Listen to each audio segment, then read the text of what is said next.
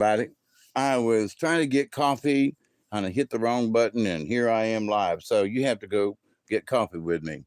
So, good morning, good afternoon, wherever you may be. I am your humble host, Mr. David Null, also known as Hawkeye Two Feathers, or that crazy bearded guy down the lane. And I greet you with the love and the honor of the infinite creator. And I continue to pray that each and every day, that each and every one of you will continue to learn how to accept and receive the knowledge, the healing, the wisdom, and the many blessings in the universe. So, with that said, I got to go get coffee. So, the topic for tonight, or for this morning, I guess I should say, because it's now morning time where I am, uh, is about shifting timelines. And you say, Hawkeye, well, what do you mean by shifting timelines? Well, there are a lot of people that have a lot of different ideas of what timelines are and how things in the universe can get twisted and, you know, have, can aliens or anybody else want some coffee? How aliens or somebody else could mess with our timelines. And timeline meaning, at least to me, is what you're doing, you know? So what are you doing today? And well, I'm talking to you. Though that's part of this timeline that I'm making, right? So I intended to make coffee first and then do a live stream. So, but you know, so in that respect, what I was thinking 5 minutes ago is not occurring. Why? Because I was going to get coffee first. So I changed my own timeline by hitting the button and and the thing going, we're going live. 3, 2, what? Wait. So here I am, right?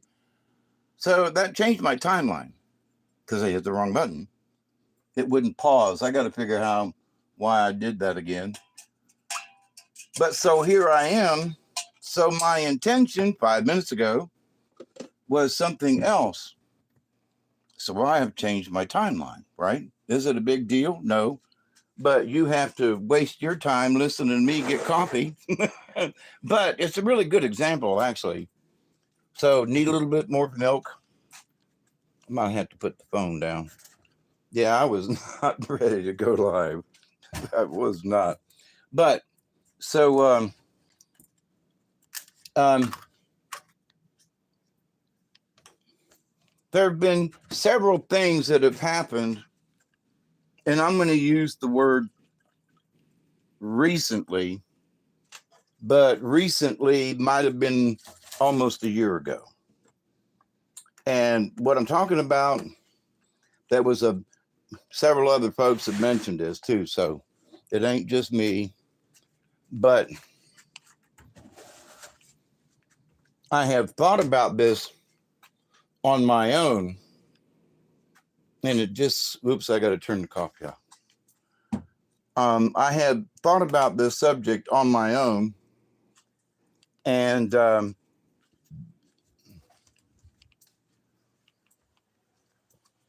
okay, I got coffee now.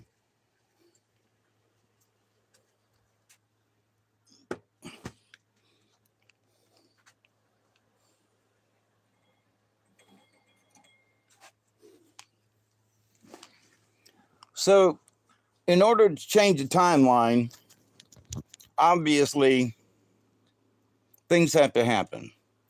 So I was in here getting ready to do the live stream. I'm going to get coffee first, and I'm going to set this up, and I'll put it out there, and everybody will know, and I'll get on in 5 minutes. Eh, you know, you're going live in 3, 2, 1. So I'm not set up. So I'm still putting things where they need to go. So hang on with me a minute. Then I can have two hands and drink my coffee. Is that going to stay there? Okay, how's that? So, but anyway, as I've been watching and listening to things as I do, folks, and here's the thing: the folks that have been talking about timelines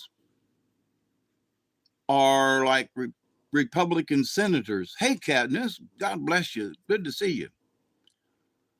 And so it's like a Republican senator is talking about timelines in odd ways, but they're talking about it. And the thing is that it's like, you know, they definitely tried to kill Trump last year. It's just obvious, right? They didn't, and they wanted to. There's a lot more evidence coming out. And I got to talk a little politics about this because this has set up the change in the timeline. Okay. So they didn't kill him. And they were not ready for that scenario. Because they did it to Jack Kennedy and they did it to Robert Kennedy, his brother. And they, you know, Martin Luther King, they killed a bunch of people, you know. So I did a video last week. You know, Dan Bongino has been, has been threatened, you know, and some other folks talking about that too, and kind of quietly, but they're talking about it. You know, have they been compromised? Have, you know, folks don't think that there's a picture of Dan Bongino with a hooker or something. That ain't it. And like I said in my video, they've taken a picture of his daughter. And like, you know, we know what time she gets out of school. We know where she goes. We know this thing and that thing. And to me, because Dan and Cash both love their families, they will go into, you know, a rain of bullets themselves. But to have their family threatened, nah. So that's what I think. And it'd be real easy to do. And the reason I say that is because Trump posted something last week. Now, this does have to do with changes on the timeline, I promise you. But he posted last week, you know, it's sort of like the Clinton hit list, right? Remember all the folks that disappeared during the Clinton era? Get a bunch of folks, got Clintonized. And so, but getting back to the change in timeline, so they didn't kill him. Now, that set up a whole different ballyhoo of stuff. Why? Okay, so now we know that Uncle Joe, couldn't write his name without the auto pen. Okay, so which has something to do with changing the timeline. Because 800 pardons were done while he was sleeping. 800 pardons, and some of them to people who should not get out of jail. They were really mean, bad, nasty people, not like that black lady who, I don't know, she was in for a long time for something dumb, and they finally, saw the truth and let her out. But she lost her, she basically lost her life, with all them years in the can. So, which has changed timelines of people, So there's a lot of individual little timelines that have changed for people. And you say, well, big deal. No, timelines have changed because as a collective, the planet is part of this collective. The quantum thinking that I'm always talking about, the quantum field and so forth, in that quantum, which we can't ignore, and should not ignore. We should accept it, and receive the energy from the universe. And the cards I pulled tonight, I pulled the Swan card again, the Grace card, holy crap, here we go again. No, we should have faith and believe in the future, and that we are the future. We think the future. We become the future by our thoughts, and we follow through with actions. There is nothing wrong with that. We've been doing it for millions of years.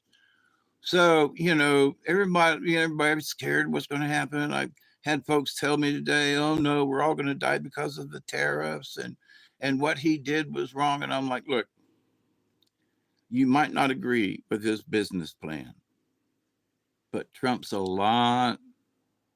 a lot more money than you do. Trump's made $400 million, and you got a dime, and you're going to tell me he don't know what he's doing.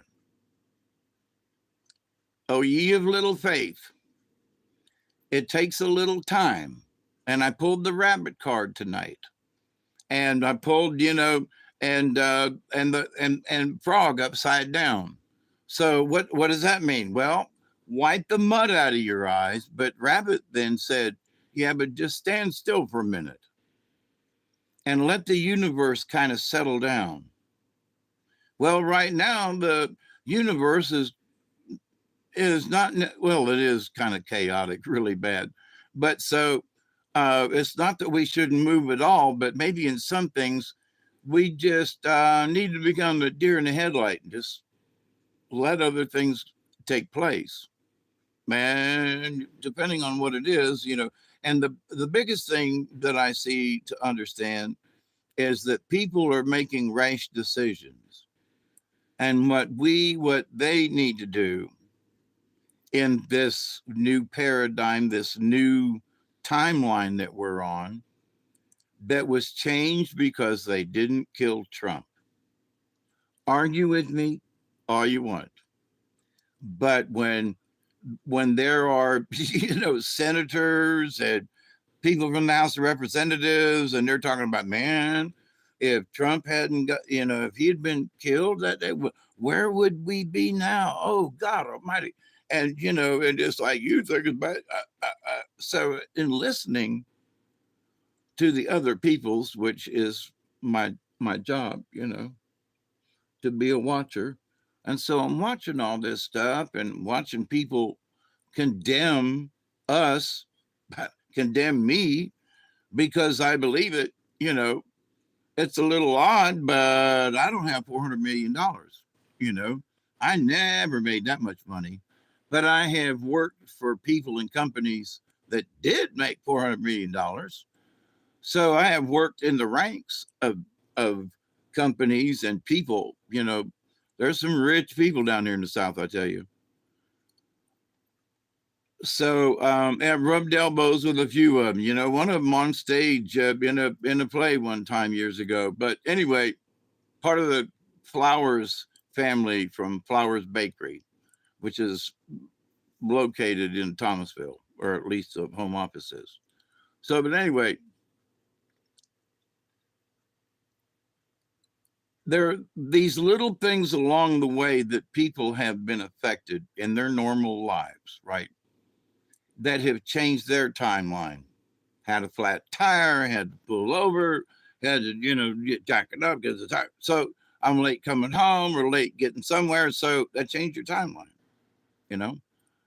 just a little bit, but it did. You still got the day done, but you had a detour, So, and hopefully you were able to get back onto your timeline and pick up the day somewhere where you left off and finish it out, right?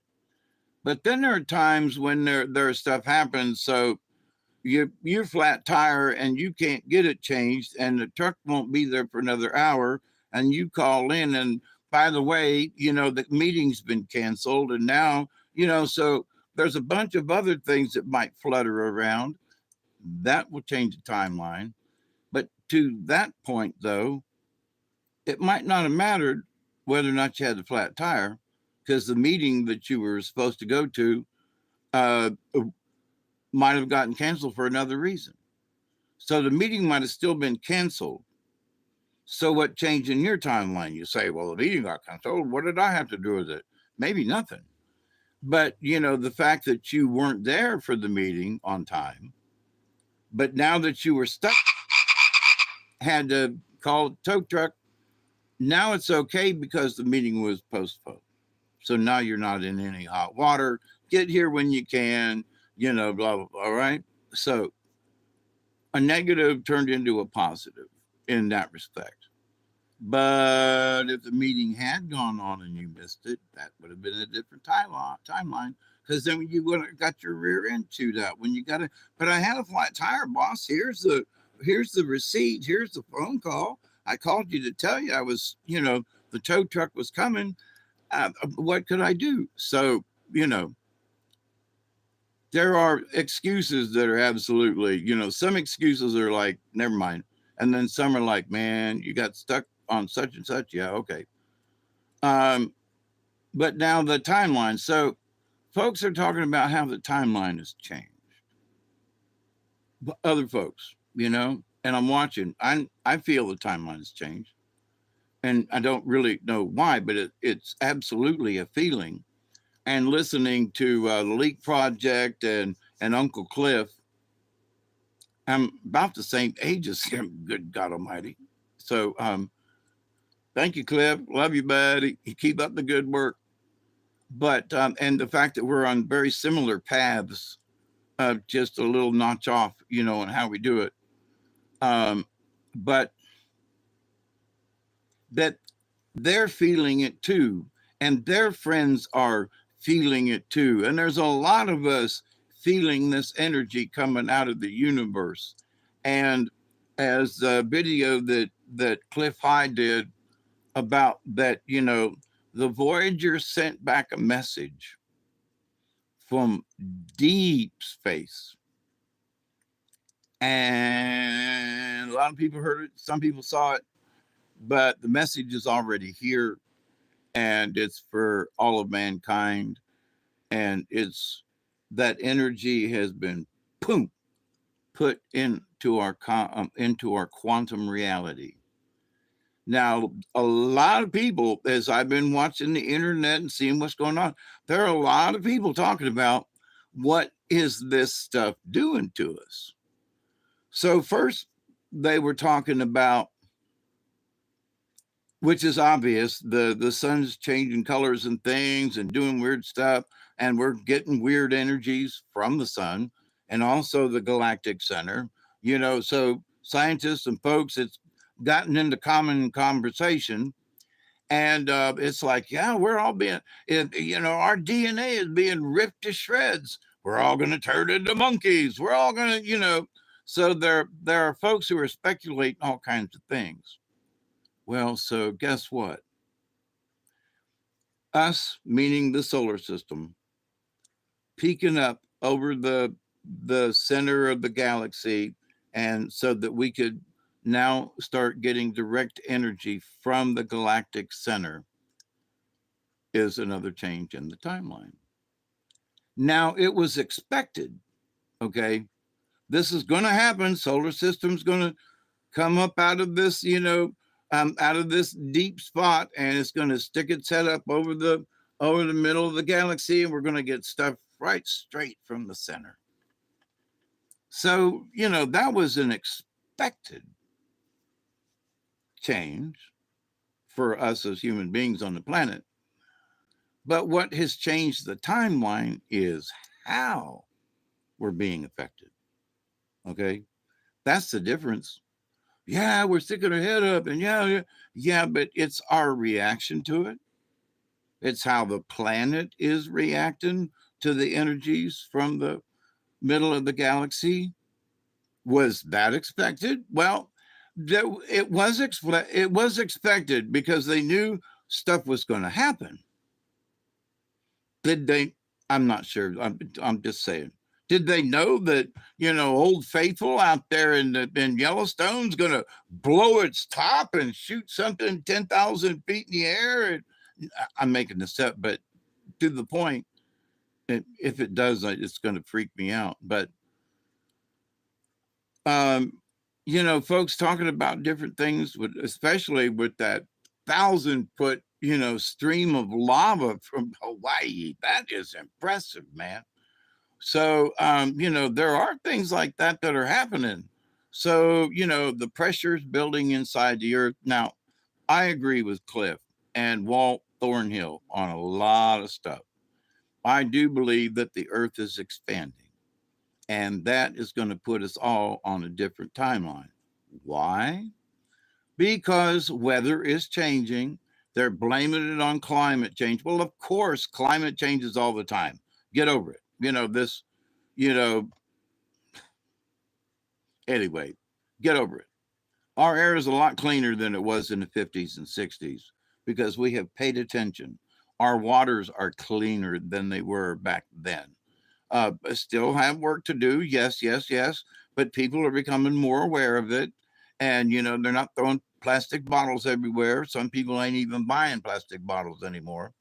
And so, they're being more careful. And so that's good.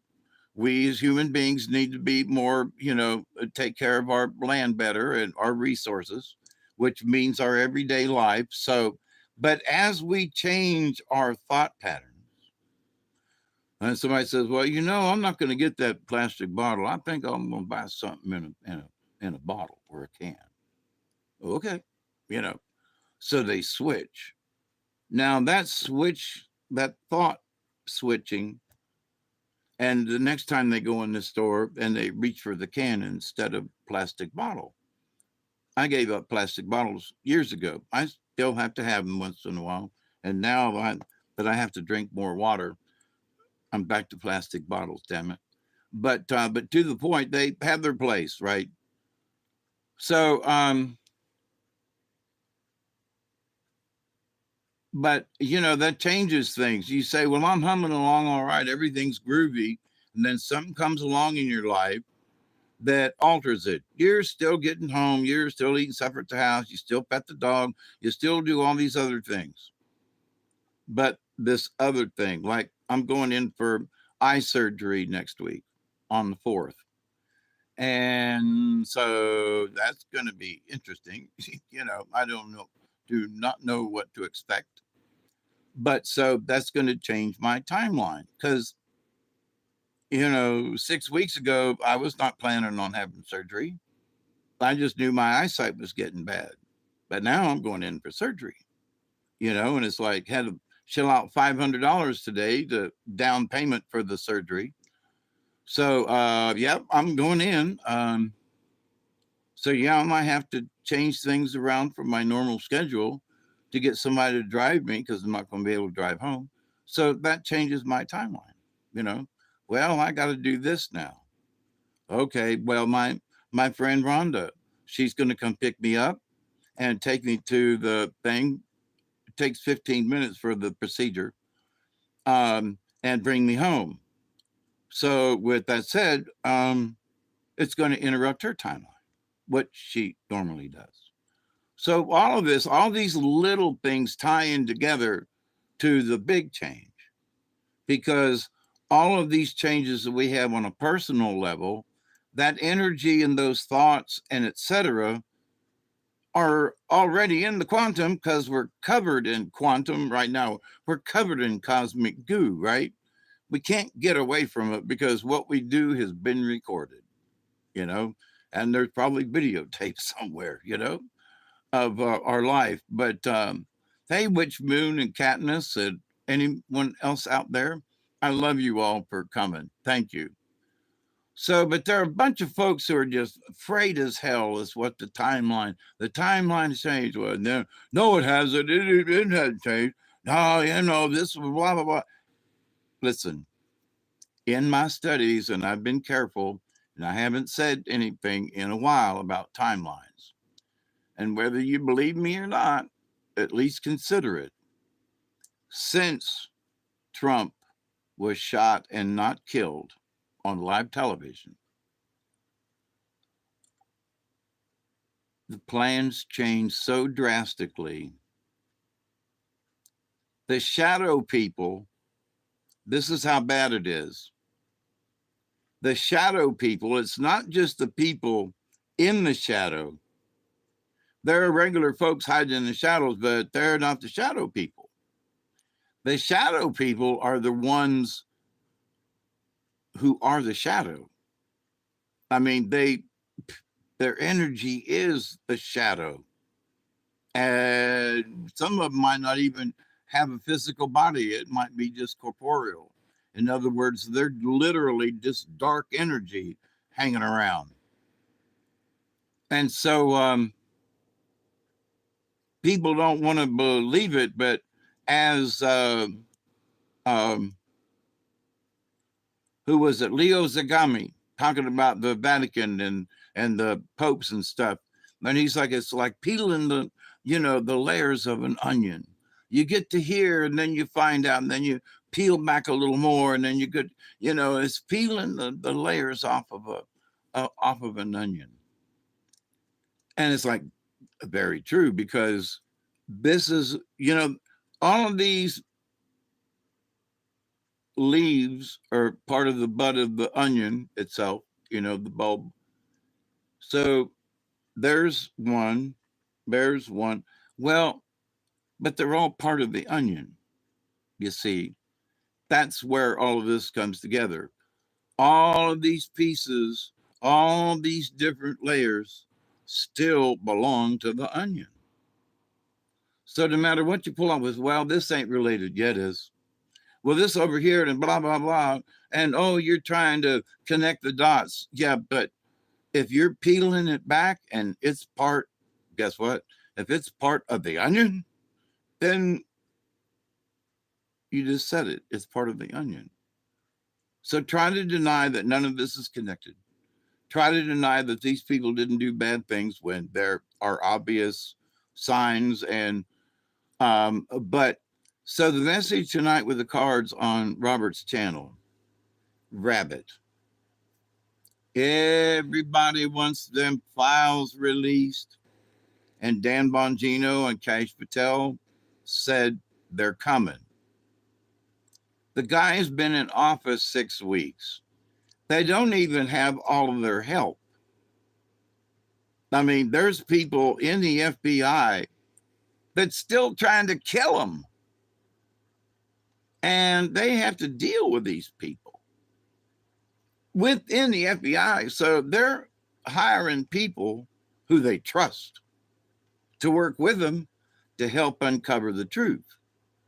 So just like Rabbit showing up, you gotta sit still and maybe wait for something. Like, you gotta wait until they get all their other employees hired for them, the agents that they trust, to have their back if they go into a building. And some of these FBI agents, if Dan was to go first, they'd probably, if there was a firefight, they'd probably shove him in and close the door behind him. I mean, they both need somebody that'll literally cover their back to watch their six, as it is said.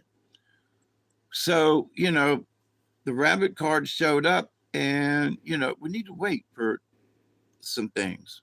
We need to be patient, and by being patient and with the grace of the Creator, you will see the future. So all of us jumping up and down and pacing and calling these folks bad names and stuff because they're stupid and they're still working for the, for the man and all this other stuff. We need to be calm, because whether you like it or not, the timeline has changed, starting with the attempted assassination. And then the other attempted assassination, that failed. So they've tried something else. They've tried to shoot down the airplane, okay? And so it's wonders that going to Qatar and over there that they didn't try to shoot him down with a missile. But to the point that, still here, but to the point, Trump said this the other day, and he said, I'm paraphrasing, but basically at the end of his speech, he said, I'm here by the grace of God, and I know it. And that, to me, that one sentence was such a profound statement. So after, 9 months, 10 months, it's in June, July, anyway, the 1 year. So, but at the end of the speech, he reflects, yep, I'm here by the grace of God. And I know it. And so it's like I feel, for me, I'm here by the grace of God. And I know it. Thank you. So there are a lot of us that feel that way. And a lot of us, regardless of our religion, we have faith in that trust. We have faith in the Creator. We have faith in whatever that is, that we got it. It's like Robert and I talking tonight about the mountain men, the really true pioneers, the first white people to walk across North America and Canada and all. I mean, damn dudes was bad. So, hey, Barry, imagine I would a word where YouTube, Twitter, Facebook, to become you twit face. Yeah, buddy. So, but anyway, so timelines have changed. Okay, so along that timeline, what you call it about Twitter, TikTok, or whatever, the fact that they're trying to work out a deal for TikTok. Okay, but for each one of those little signals, it's changed the timeline. And you say, well, Dave, how come? Well, because we were humming along like this, going down, Interstate 10, and all of a sudden, we went around a curve and it turned into Interstate 20. Wait a minute. Interstate 20 is way north of here. Yeah, but for whatever reason, it just changed its name.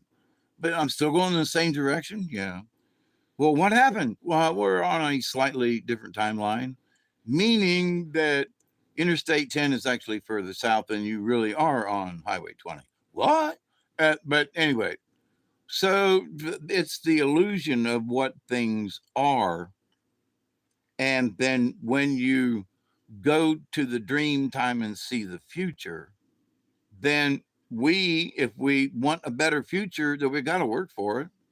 We got to get up off our duffs and make sure that we're all working. I say we're all, if we all want peace, then we got to be more peaceable with people. We got to quit pointing fingers at each other and screaming and hollering, Now, it ain't us, it's them. That's for damn sure. I mean, them folks that believe that shit are just, as soon as they start talking, they get angry, man. Oh, this is why I can't believe Trump did all these tariffs. What's he trying to do? Kill America? And I'm like, no, he's trying to bring, work back to America. And then I calmly began to explain there used to be sewing factories down here in the South, 20 or 30 of them, and women worked there. Sewing panties, sewing different types of underwear, Levi's jeans. Hundreds of thousands, if not millions of pairs of Levi jeans were sewn back then here in South Georgia. It was cheap labor.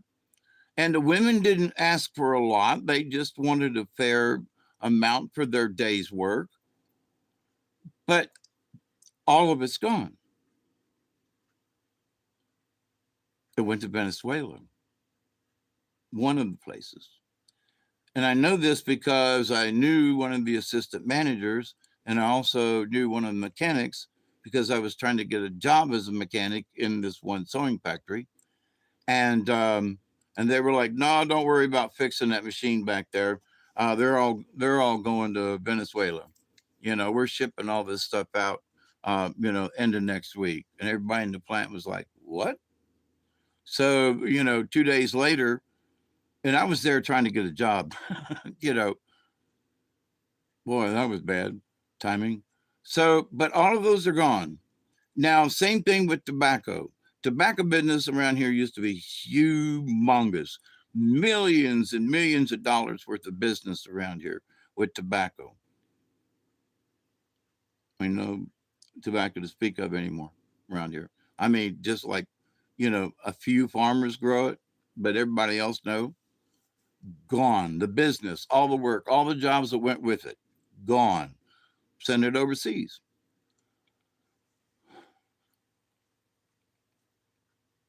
Then the machining jobs.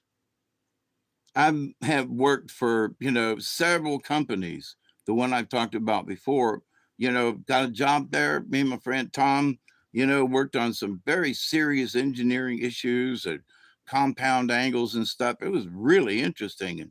But it was technical, it wasn't just some little blah, blah, blah going on.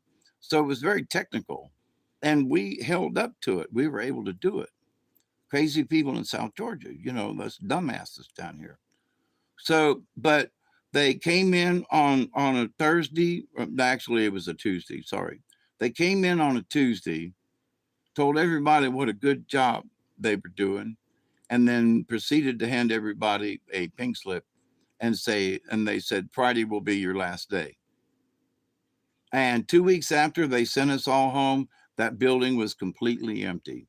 I don't know where the jobs went, but the general manager was a foreigner, okay, and he took it someplace else for whatever reason.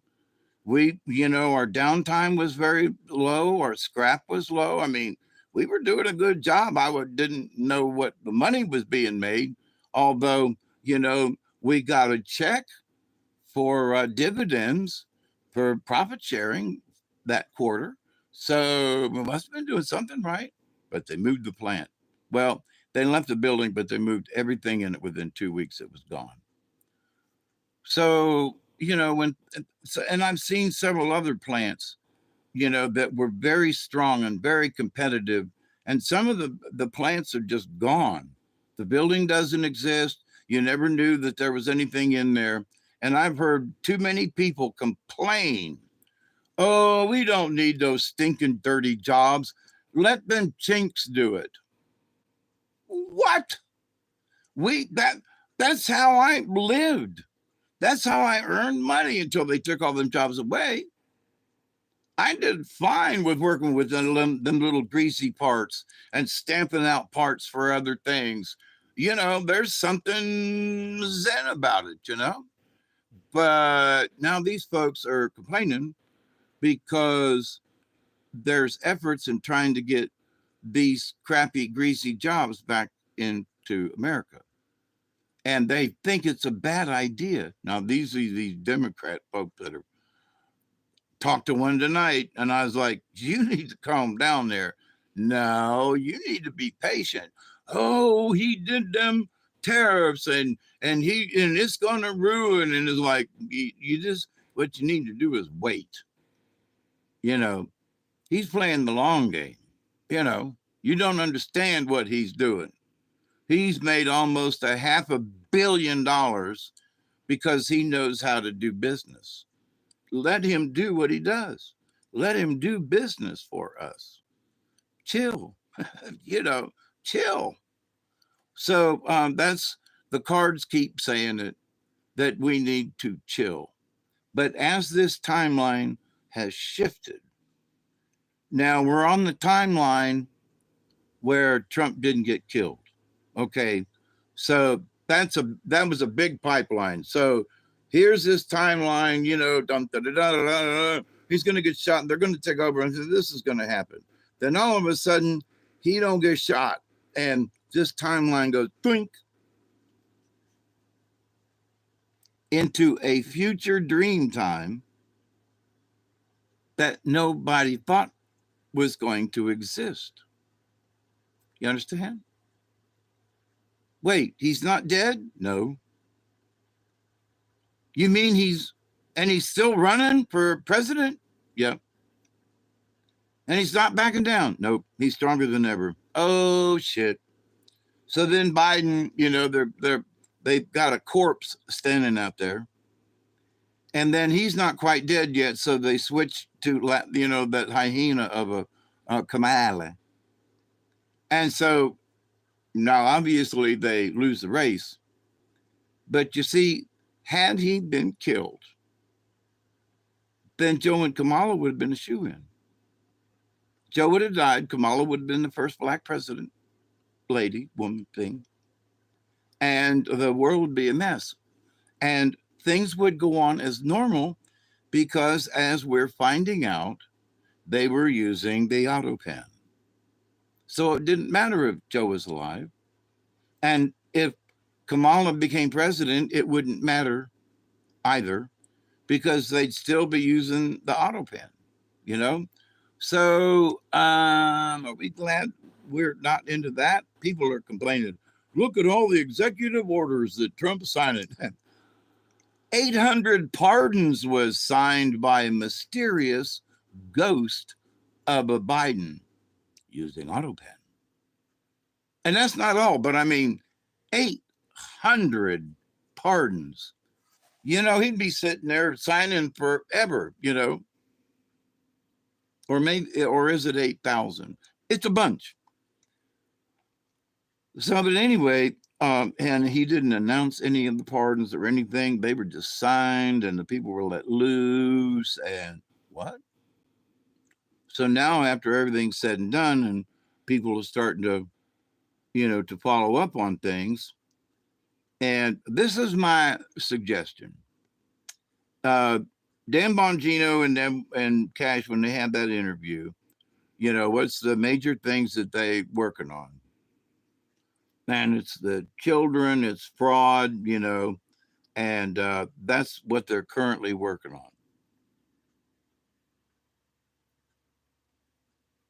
And you say, well, why are they working on this thing over here when it does not seem to be related? The cocaine in the White House. Now, watching Dan's show, his podcast, it bothered the teetotal muck out of him because he was Secret Service. That somebody, probably you know who, left a bag of Coke sitting out in the White House. Now, some folks say, you know, oh, it's not a big deal. You know, don't worry about it. And it's, you know, time's over. Yeah, you know, just wash it out. Yeah. But I don't feel the same way. Well, that was a couple of years ago. Yeah. But what was going on a couple of years ago? There are folks saying, and there was a cabinet meeting where Joe was in it, and he turned it over to his lovely wife, who was sitting where he should have been sitting at the table. And that she'd been seen sitting in the Oval Office in the chair doing paperwork for the president. And she languished in it, you know. Jill was the vice president. Actually, she was acting president, using the auto pen and other things. So, you know, it's looks like there was pay for play. There is good evidence that people were paid for their pardons. So it's sort of like in the Catholic Church, at least back in the day, you know, you went to the Holy Father and asked him for a pardon, and God, you know, so I raped and murdered a bunch of people, and men and women. You know, I was indiscriminate, and I was really a dog, and you know, I need to go to heaven. You know, here's $20. What can you do for me, Pastor? Well, I'll say a prayer for you and absolve you of your sins so you can go on to heaven. Thank you, sir. And off they go. You know, they bought, you know, back in the day, it was popular to buy your, you know, your clemency in heaven from the Holy Father. So anyway, so hey, I need a pardon. How much? What you got? You know, got a diamond ring worth 10 grand. You know, okay, pardon. You know, there goes John Smith. He's out of jail. Presidential pardon. How the fudge did that happen? Well, you got to know people, you know. Boy, do you. So, but all of this is coming out. And the interesting thing to me is small details on the side, meaning, you know, they did the big thing. They signed, you know, they signed these 800 and with the auto pen. Okay. Well, that's sin. But there seems to be 800 sins along the way. meaning for every one of those pardons is a story. For every one of those people that got out of jail, there's a story. And some of them were considered dangerous. That's why they were in there. And so I can't say for sure, but I heard that, a couple of them had even been like murder, third degree, something, not good people, not just some they passed a bad check kind of shit, right? So here all these people are out now. So every one of those people, there's a story. For every one of those people, this is tied in, trust me.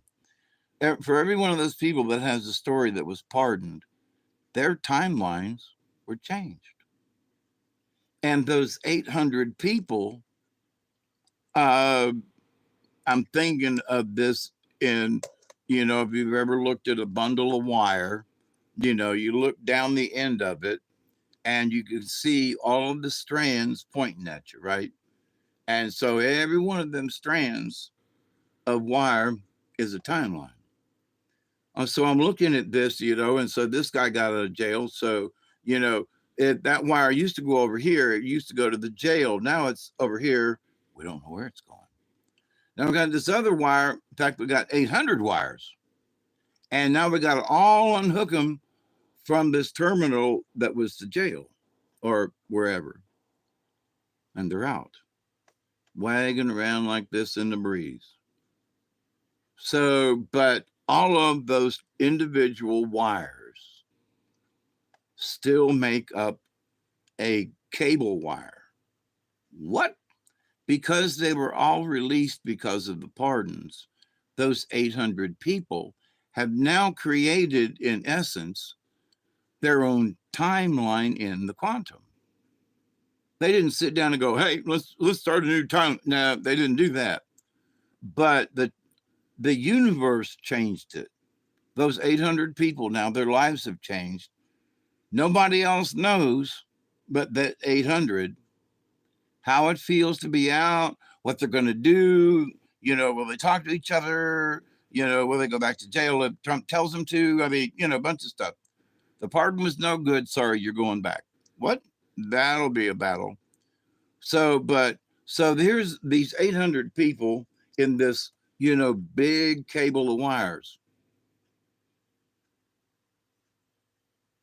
So every one of those wires has a story. And now those 800 stories have created and their own little timeline of sorts because they've had the same experience, meaning incarcerated, now free by the president, right? By a fake president, but so they're caught up in a turmoil. They probably paid to get out, right? So there's that. So that means if they didn't have the money themselves, they're going to owe somebody, that every one of them that got out is going to owe somebody, if you know what I mean. Ain't nothing free, you got to pay dues somehow. So there's that.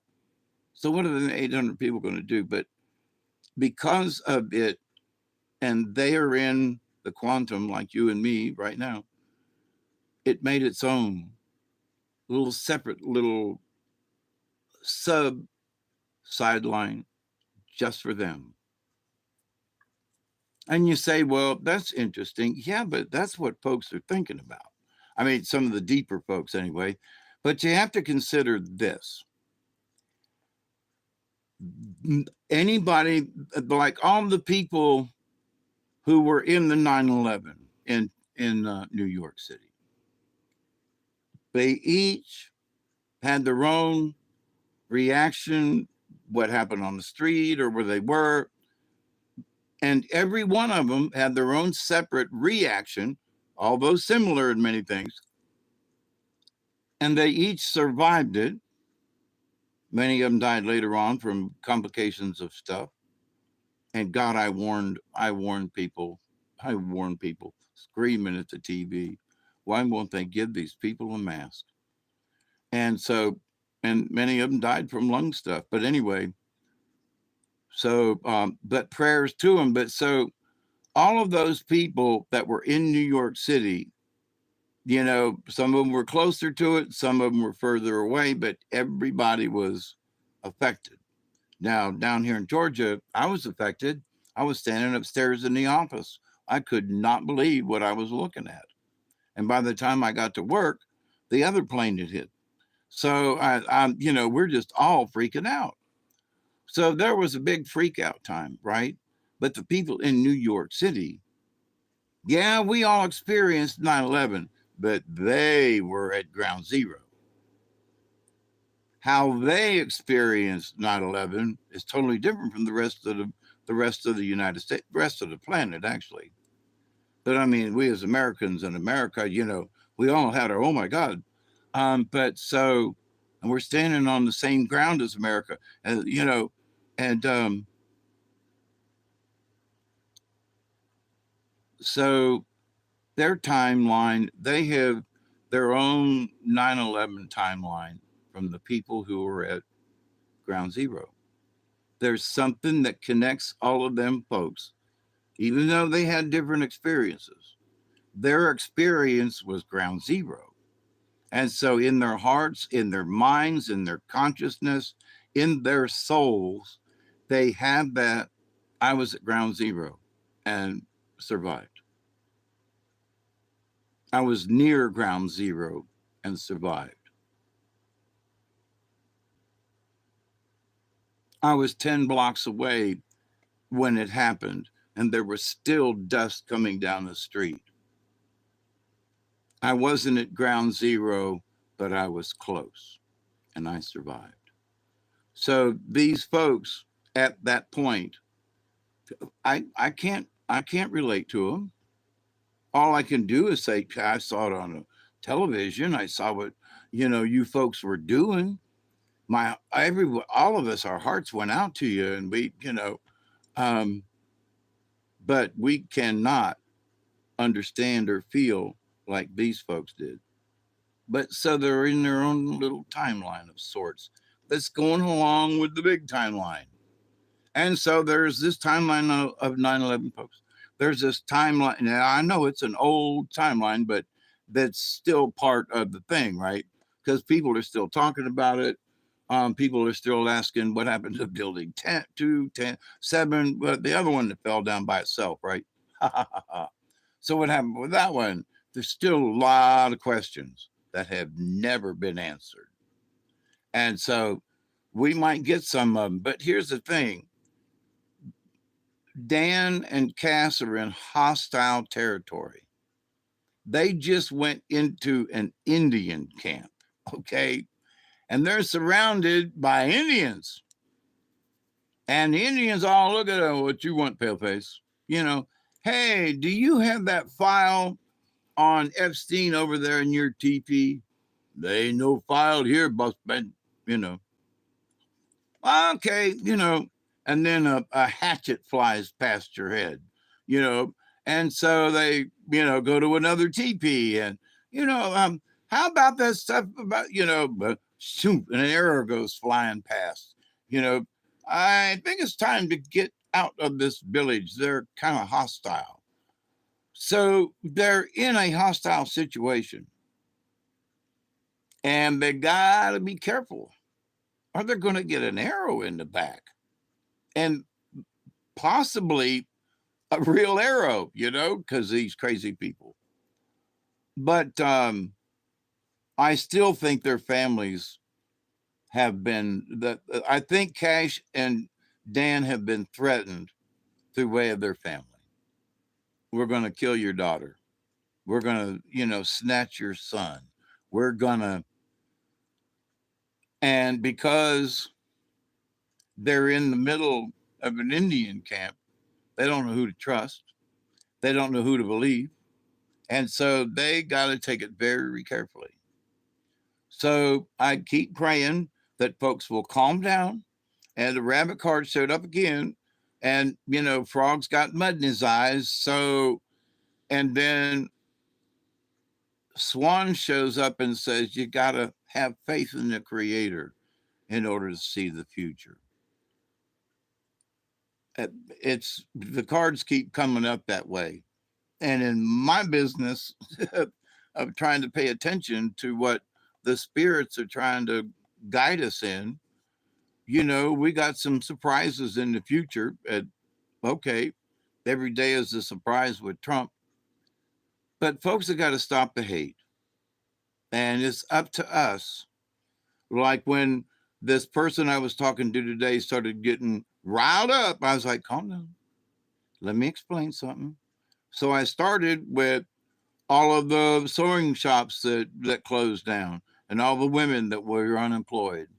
All of the, they used to make cotton thread down here in Thomasville and in Pelham, Georgia. I mean, the buildings are still there. They used to make Coates and Clark made thread, and famous all over the world. Coates and Clark, they were there for a century. The buildings are still there. No, they don't do that anymore. So all them jobs went out. Do we still need thread? Yeah. Well, but they just found it would be cheaper made in another country. So they moved all the machinery again.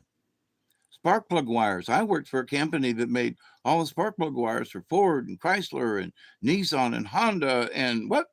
Yeah, we were in the black every year, meaning we had money left over and, had paid all our bills. And they sent it to Mexico and laid 800 of us off, plus destroyed a whole community by removing the plant.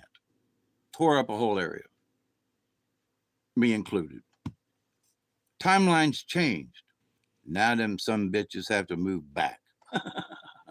And they're like, half a mile from the border in Mexico. And they can't do it anymore. They're going to have to move. And I know what it took for them to move down there. I'm laughing my butt off. I don't know where they're going, but karma will bite you in the butt. So be careful. So there are folks out there that don't believe that this tariff stuff is any good. But listen, to the several companies that I saw move south, either to Mexico or to Venezuela or all these other countries, I watched them go. I worked for these companies. So when Trump puts a tariff on a country and the things that are being made there, whoops, you better come back to America. I'm all for it. Because the last 3 presidents have destroyed us. It started with Clinton, and then Bush went right on in there and with the, NAFTA. And what a lot of people don't understand is that, Clinton started out with like 5 countries in NAFTA, right? Bush and them and Cheney took over, and by the end of it, they had like 16 countries in North America Treaty, right? NAFTA. But none of those countries were in North America.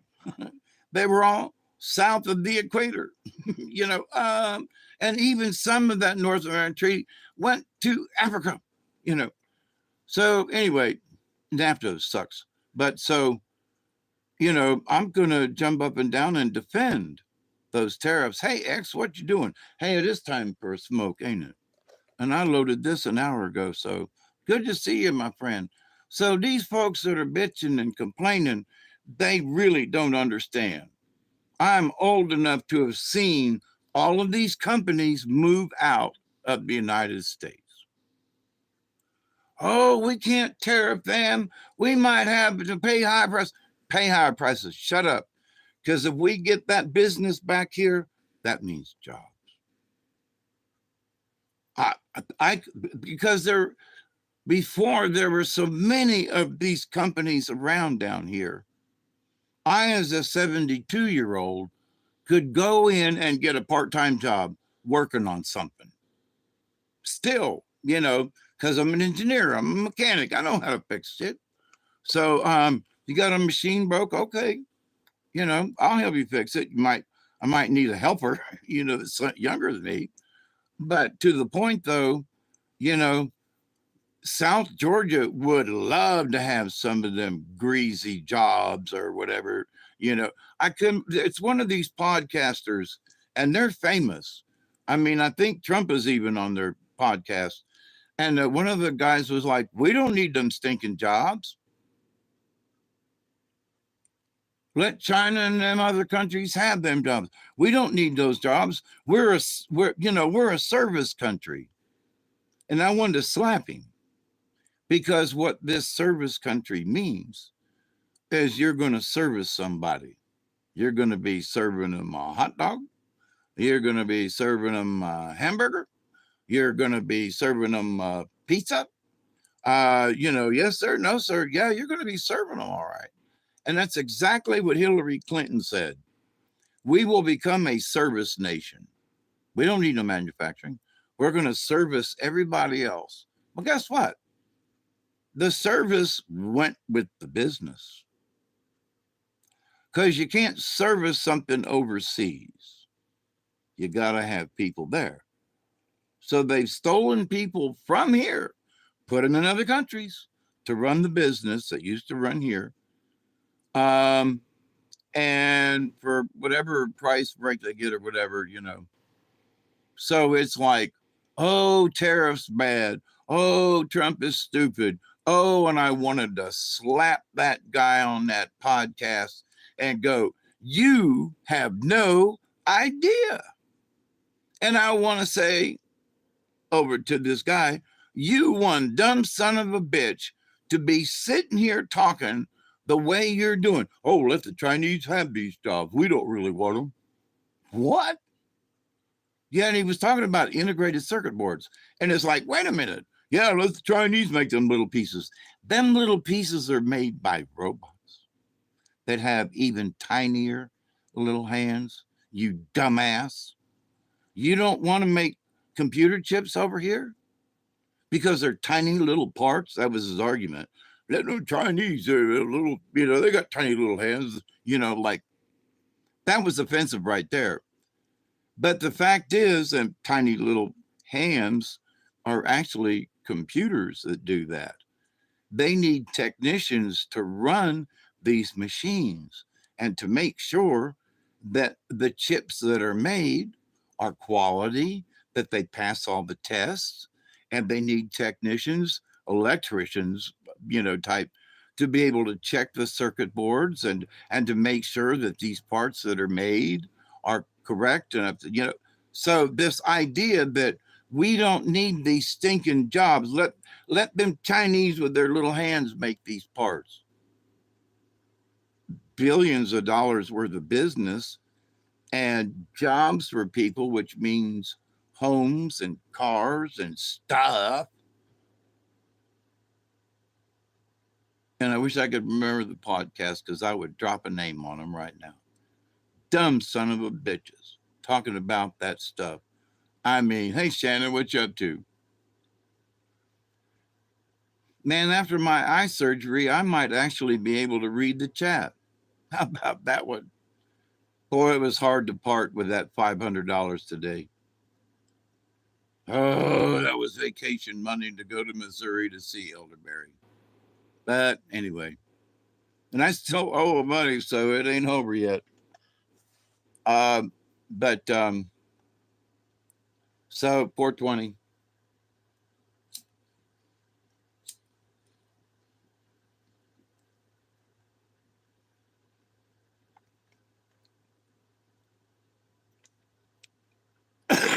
So anyway, what's this got to do with timelines?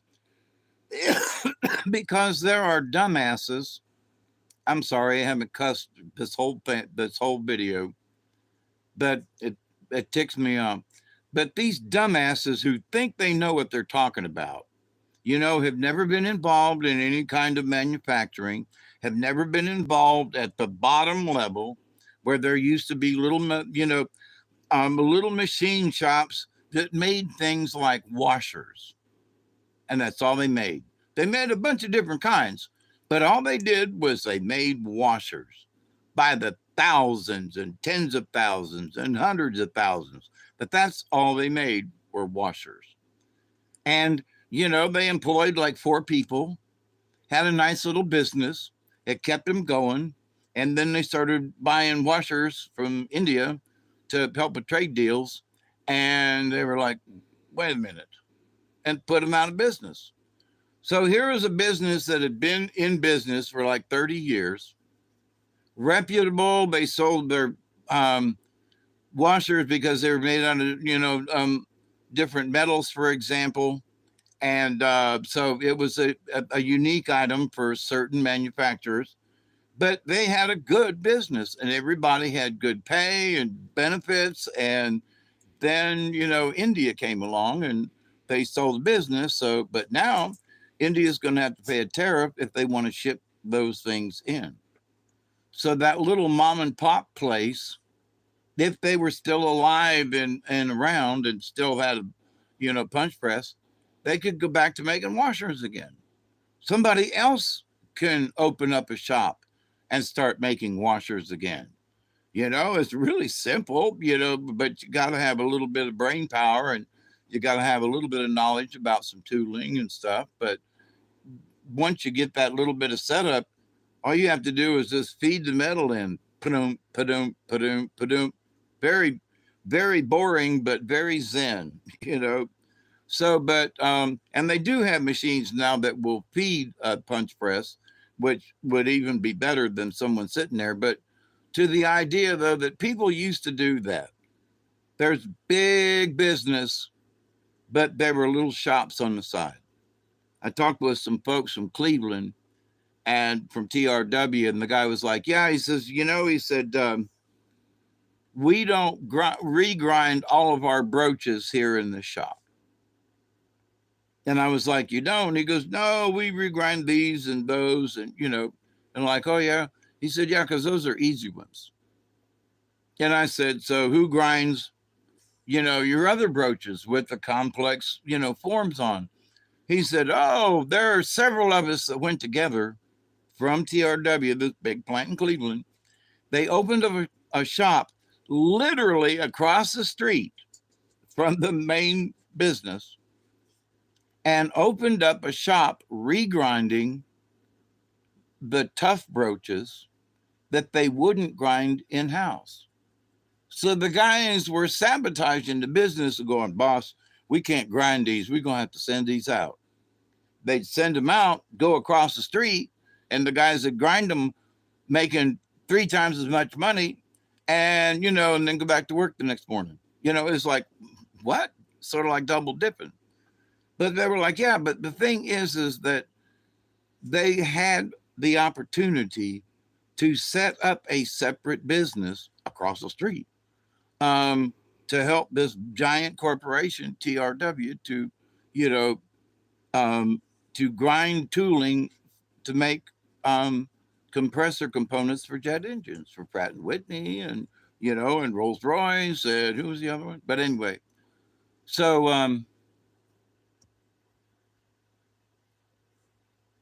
having a single business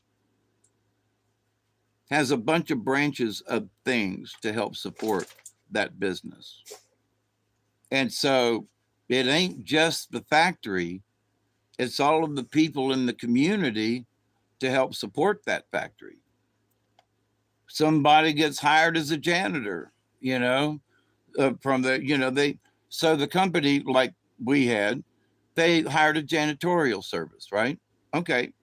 So, but you could get hired on as one of the janitors that they made like $12 an hour back then. So it's like, oh, but I'm a janitor who's making $12 an hour, who all you got to do is empty garbage cans. There's nothing really sloppy.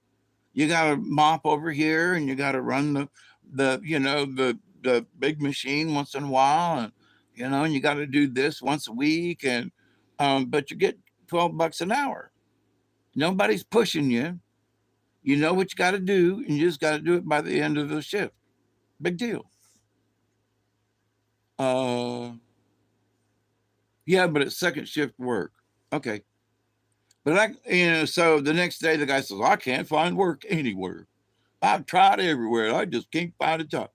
They $11 an hour, $12 an hour to be a janitor with options to move up if you do good, 90 days, they'll give you another $2 an hour. That's pretty damn good, $14 an hour to be a janitor. I would have almost took it, because I was making $14 an hour. I'm putting up with a bunch of shit, So, but anyway, But my point is there were a lot of other jobs that went along with it. And all of those jobs, this ties in, all of those jobs were on that timeline that got stolen from us, right?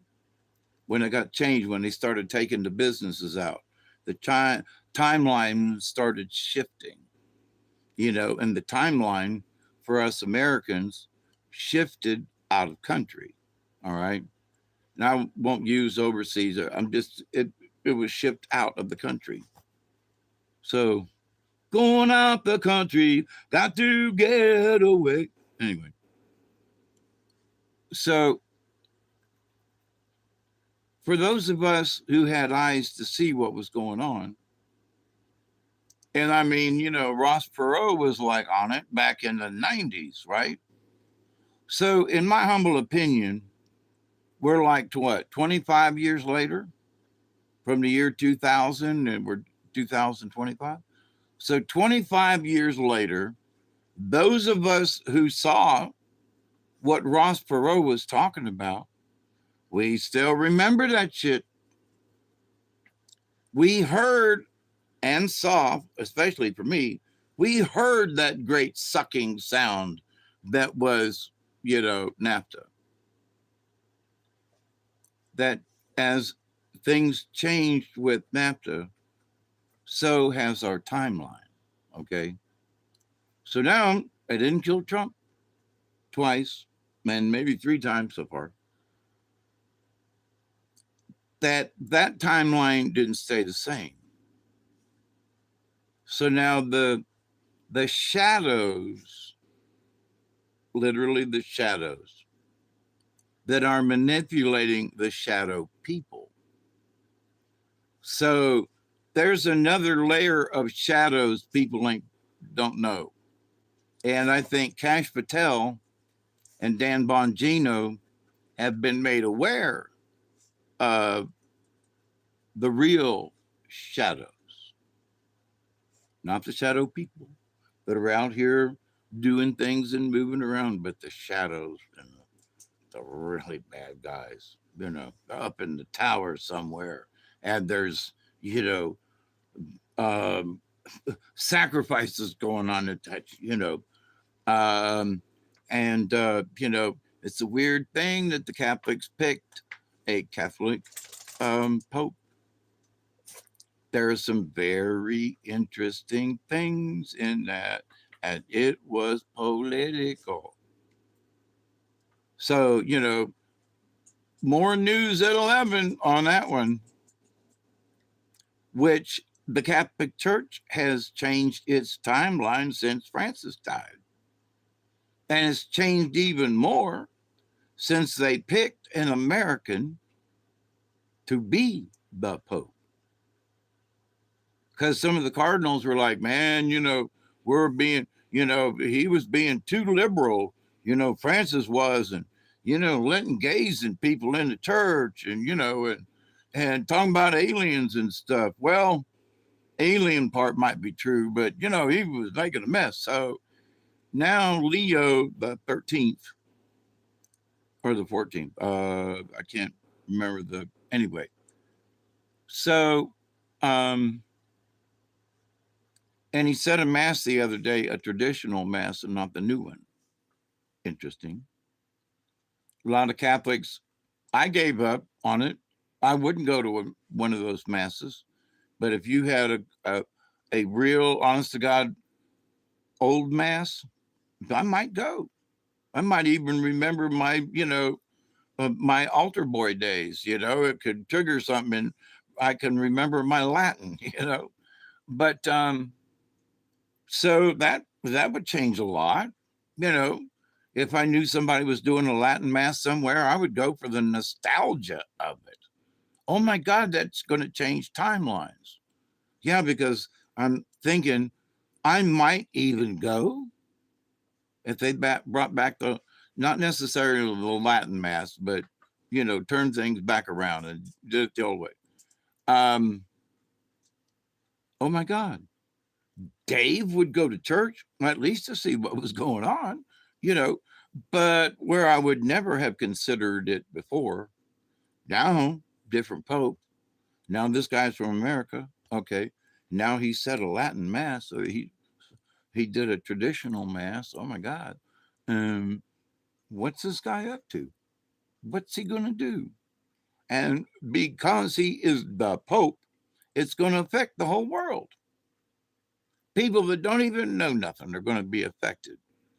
That timeline is going to be altered because of the Pope is now Leo and not Francis. He's an American and not a foreigner. As far as we know, he has not been attached with any kind of pedo ring like Francis was. Francis was accused of, doing the child trafficking thing down in South America, Argentina, and another one down there, before they made him the Pope. I mean, like just before. So, and you could see that glee in his eye too when he got near some children. Oh my God, you could almost see the lizard face come out of him. But now, the Catholic prophecy is that Francis was the last Pope. Now what? Well, Catholic prophecy said, okay, last Pope. Well, one could say that he is the last Pope who tried to promote this stupid bullshit. One could say that, that he was the last Pope to put up with this or to try to put it out there. And now, the restoration of the Catholic Church has started because we have a new Pope with a different view, and he's already went back to some traditional things, which a lot folks need some tradition, right? And it wouldn't be, see, when they first turned the mass around, it wasn't so bad. It really wasn't.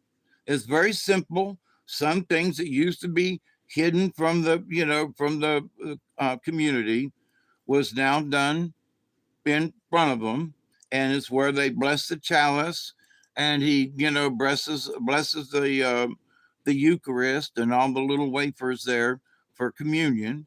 And so, but instead of doing it with his back turned, he was doing it front ways, which I'm like, I don't see anything wrong with that.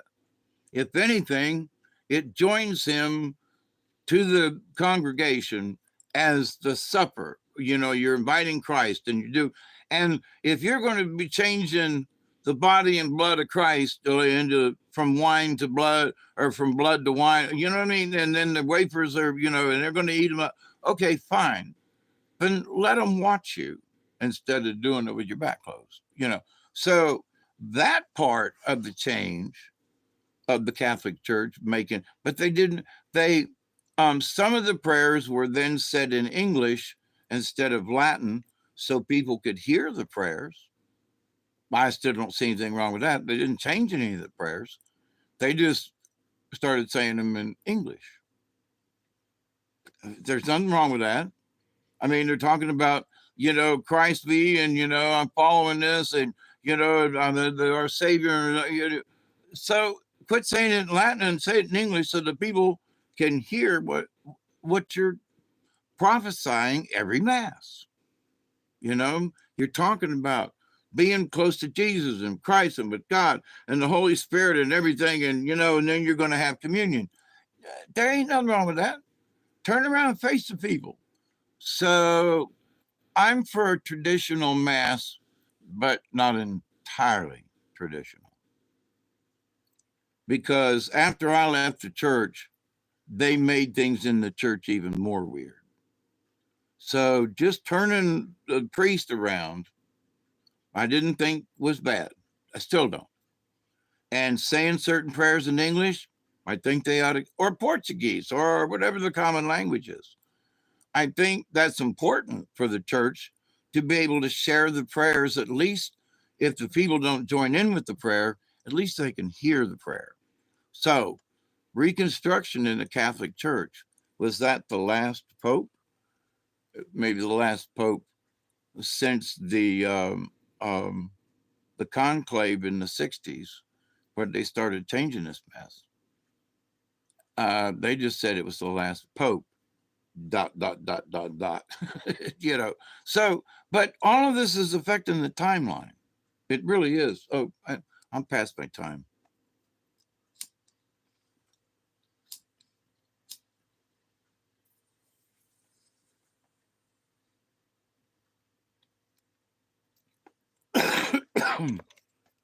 So here we have the original timeline, this great big coil of wire, and there's all of our lives that are a part of this timeline, you know. And then, but there was a significant thing that happened to change the whole deal, right? And so that was the almost getting killed, you know, from Trump, almost getting killed again on the golf course, you know, and then somebody else tried something and this and that. They're still trying. But so the fact that these monkeys are still trying means they want to go back to their original timeline. So if I had a chart, but I'll draw it on me. So here's the timeline, right? Here's the great big timeline, and we got split off. All right. So he didn't get shot. That timeline's down here. Now we're on this one, you know. Still a lot of the original stuff and people and everything. So that's coming along. But the direction of this timeline is not going this way, you know, it's going over here, or it's going straight. It's being fixed, right? So, but this timeline here, so what they want to do, and they're trying to do it through lawfare and all these other kind of things. They're trying to shut it down, the system, him, us, trying to shut it down.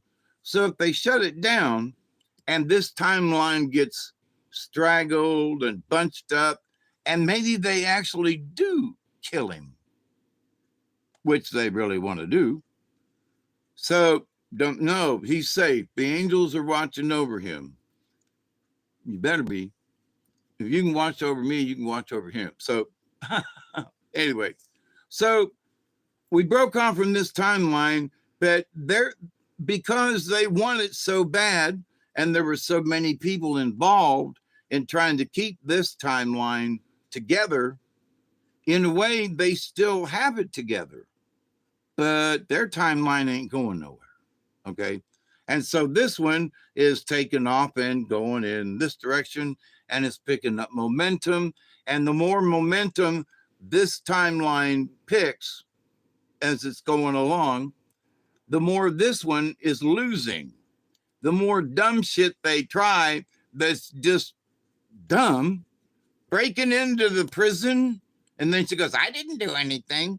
You forced your way through a gate, through a detention center on a weekend when they were downloading prisoners into the prison.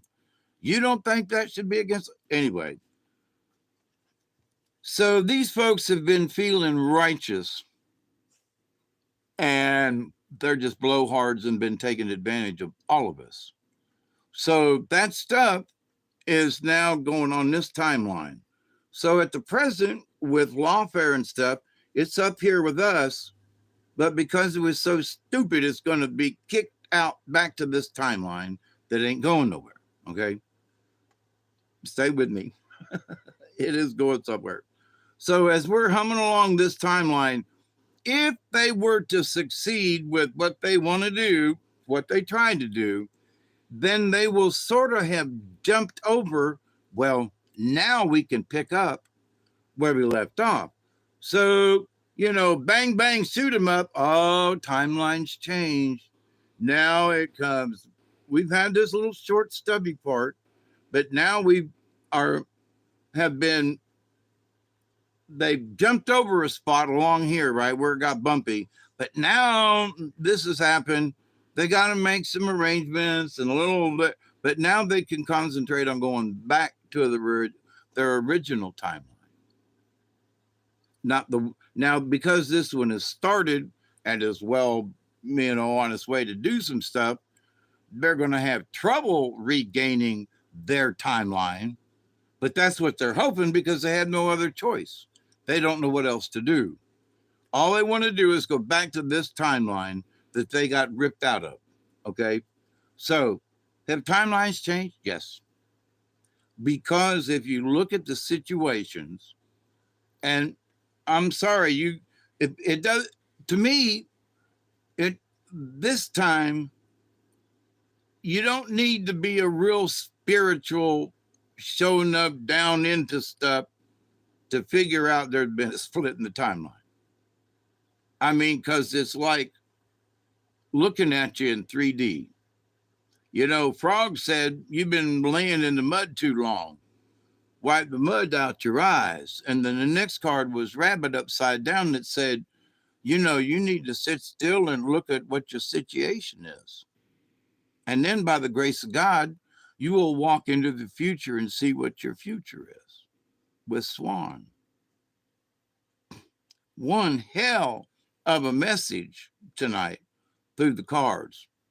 And to me, you know, the cards are like, come on, you know, it's going to happen and it's going to affect us all because that's what the card said, you know, we got stuff coming up, you know, be ready for some something unexpected. Doesn't need to be bad. It's just unexpected.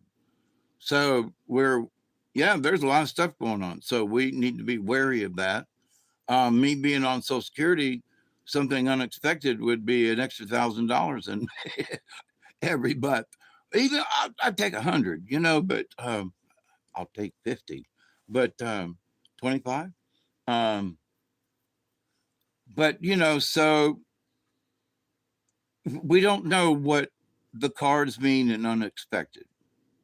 But in listening to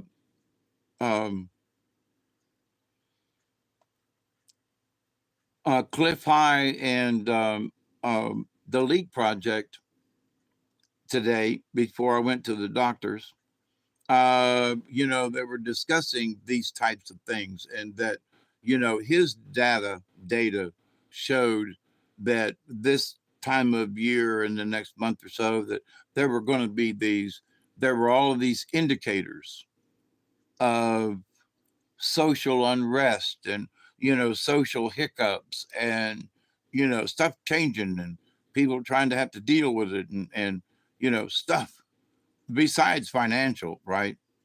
But the people normies are going to be feeling this stuff and are feeling it now. And so, dog it. I'll think of his name in a minute. But Leak Project says, you know, that all of these people are going batshit crazy to one another, and of course with just normies. But some of these people really are. It's seeing how there's venom in their voice when they talk about certain things. I mean, their voice changes. I mean, it's like, whoa, calm the fudge down. You know, what happened to you? You know, and it's, you know, TDS, most of it is anyway, or it is related to TDS. It can't be good because he did it. Well, wait. No, he's making sure that it gets done. You know, like, oh, all this stuff about vaccines. Trump did this. No, he didn't. He turned RFK Jr. loose and gave him permission to check into it and to look at the facts, and which a lot was already there. And I'm hoping that the next thing will be that Fauci is arrested, honest to God, for at least fraud, for at least a RICO thing. If it ain't for killing people, then I hope he loses all of his shit. And because they found out that, you know, he lied under oath, obvious. We don't have anything to do with, you know, that gain of function stuff when they did and the proofs there. So he can go to jail for that. Well, what about the vaccine stuff and people dying and stuff? He went to jail. That's sort of like Al Capone or whoever it was They couldn't get him for murder, but they got him for racketeering. Okay. So they don't get him for this thing, but they get him for that thing. So here's one of the things, I'll mention this as I'm sort of on the same subject, but here's something that happened, and I heard it during the interview the other night with Dan and Kash Patel. And let's see, how was this phrased? It's hard to bring a case up against someone when they're dead. So the case against what you call it, who did the jailhouse thing, because he's dead, that's the person we were charging. That's the person we were going after. That's the person.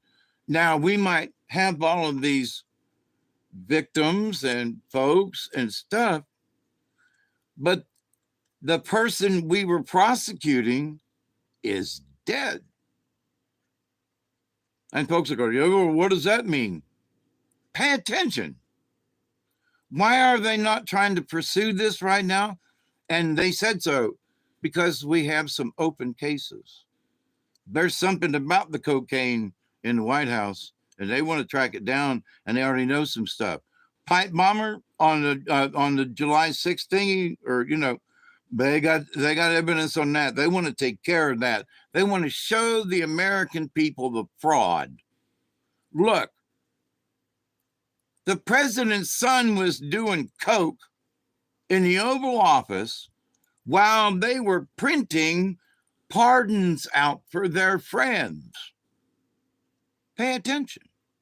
Why is the coke thing important? Because there might have been a dozen of them some bitches up there snorting coke while they was doing the auto pen thing. Think about it, because it was a big bag of coke that they found. How much did they do out of that before they forgot where they put it? Me, having done coke before, I'm sort of like, oh shit, where'd I put it? Where did I put it? Oh man, it's on the table out there by the Oval Office. Oh fuck, leave it there. They'll never know. And then, hey man, there's a bag of cocaine sitting here, only about $1,000 worth. Yeah, nothing much, I love you too, Mary Wins. How are you doing? And so the cards tonight, we got to be aware, if something is potentially could harm us, Rabbit is always about fear, but there are times when if Rabbit's holds still, if he sees headlights and he's in the bushes, he knows he's pretty much safe in the bushes. So if he sees the headlights coming at him, if he runs, he's dead. So the smart rabbit sits there and waits till the car passes, and then he goes. So this is one of them situations, Rabbit's in the field. It feels comfortable. We're at home watching, feel comfortable. But now there's going to be an event that comes up, and instead of charging out, we need to sit still and wait for the car to go by, or cars, could be plural, could be a train. I mean, but the idea is that, you stop what you're doing to pay attention to what's going on. You don't quit. You don't give up. You just stop to watch what's going on and so you make sure you don't step into traffic. So, but anyway, so to me, the message is clear. I don't know what's coming, but that's the other thing. We all, and folks in the mainstream news, at least on the Nation and Fox and them folks, they're talking about it, and in some of these interviews and things about, man, don't you? I mean, the one group just actually came out and said it, and it just seems like there's been timelines have shifted or something, and a couple of them even referenced, if Trump had been assassinated, where would we be now? And how would things look? And, you know, we found out about the auto pen. We found out about this. We found out that. Oh, by the way, so the news had said the other day, I'm sorry, Joe Biden has cancer. Joe, I'm sorry. I'm sure it hurts your bunghole. It would mine. Having been probed several times for that, you know, cancer. I've had polyps removed about 2 years ago. And so when I was at the doctor's the other day, I said, you know, I recently had a blood test. Yep.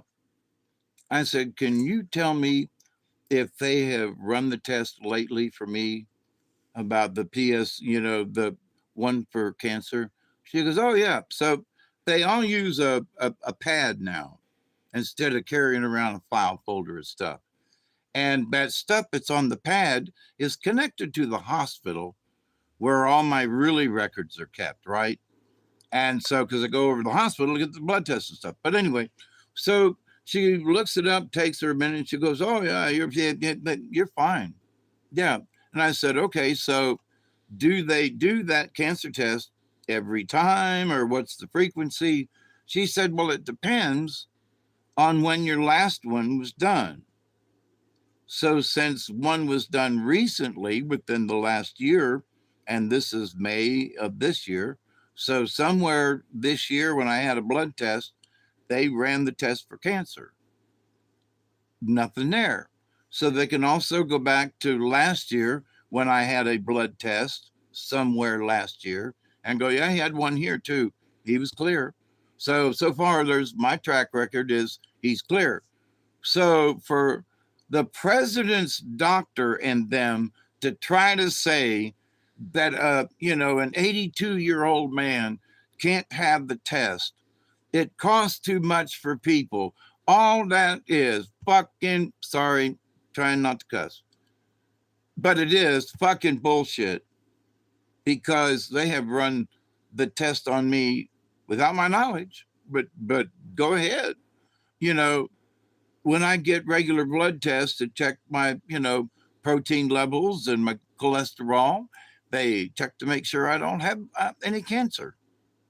So that idea of Biden not being told and all that, I'm sure he's had a blood test. Other words, you know, the guy that is his doctor should absolutely be sued and possibly hung on public square for what he has done in malpractice. I mean, I don't know who he'd pay because the Biden's already got a bunch of money, but you know, he needs to pay somebody. You know, the amount of money, every bit of money that guy's got needs to go to children's hospitals or something. You know, he should not be able to keep a dime. He should be sent and put on the street and his license revoked. Just for lying. But if he didn't do the test honestly, and a hospital that does blood tests, if somebody at the hospital, if they use the same hospital, they would go, hey, you know, let's throw this in there. They'd run the PSC test anyway. Oh, well, this is the president. Does he have cancer? I don't know. Let's run it through the machine. You know, what? You know, oh my God, he's got, he's got perfectly good blood, but he's got,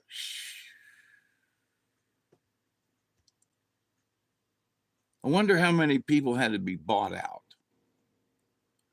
that did the blood test and saw the results and could not say anything. Think about that for half a second. So, but anyway, all this is going on.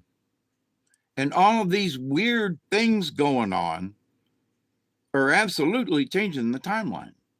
Because if we hadn't known about this over here, our timeline would have just been humming along anyway, right? Because it's like a glacier going down the mountain. There's so much mass of ice that it has to go together. And it's so big and massive that it drags rocks and boulders and stuff along with it, you know? So in this, it's sort of the same thing. You know, it starts out, but there's all of this mass behind it meaning the timeline, that's pushing us forward. And we're going forward. We ain't going back. Can't turn this ship around. And we ain't going this other direction. But they're hoping if they could create the right incident, that things would jump back to their timeline. And we got to keep fighting that don't happen, right?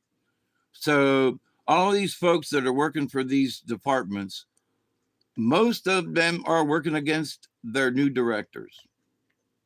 And there are still members that were selected to like work under Dan Bongino, assistant director, and these other positions, and they have to be approved by Congress, and Congress hasn't approved them yet.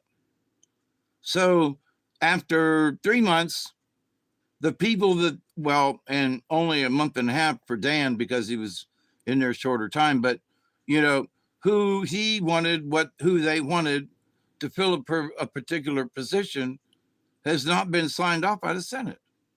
So they are not at all working up to speed with people who they can trust. So tell your friends, calm down. The cards say just hang on, we got to let the big truck go by. And the big truck is all of the bad folk.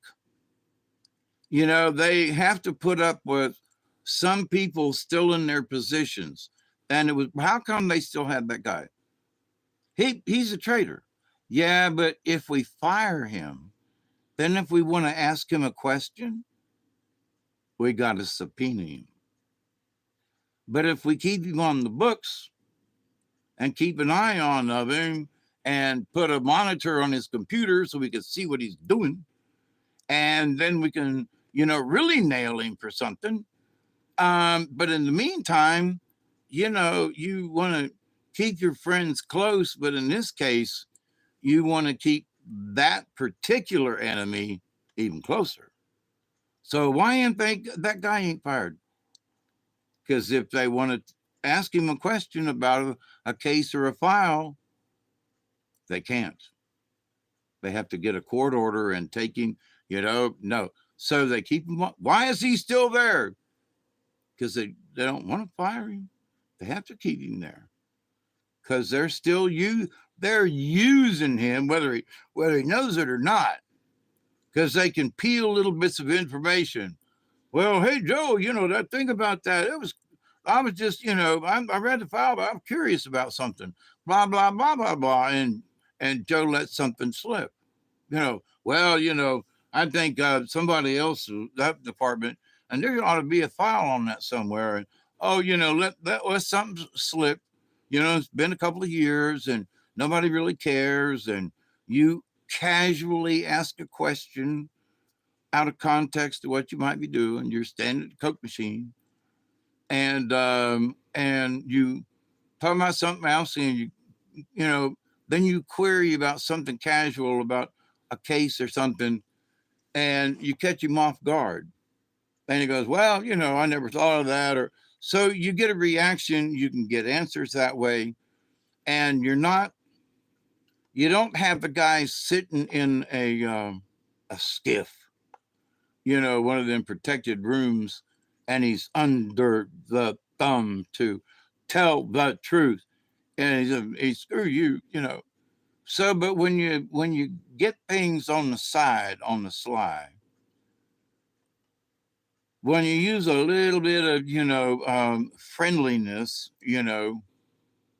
and if he sees that they're not his enemy and they actually let him slip by with a couple of things, they're monitoring the guy, you can bet. So, but they let a little something slide and he goes, I got that one by. They didn't see that. So it gives the guy that they haven't fired a little bit of incentive to stay because he thinks he's got an inside track. He got, a message out. He sent a text.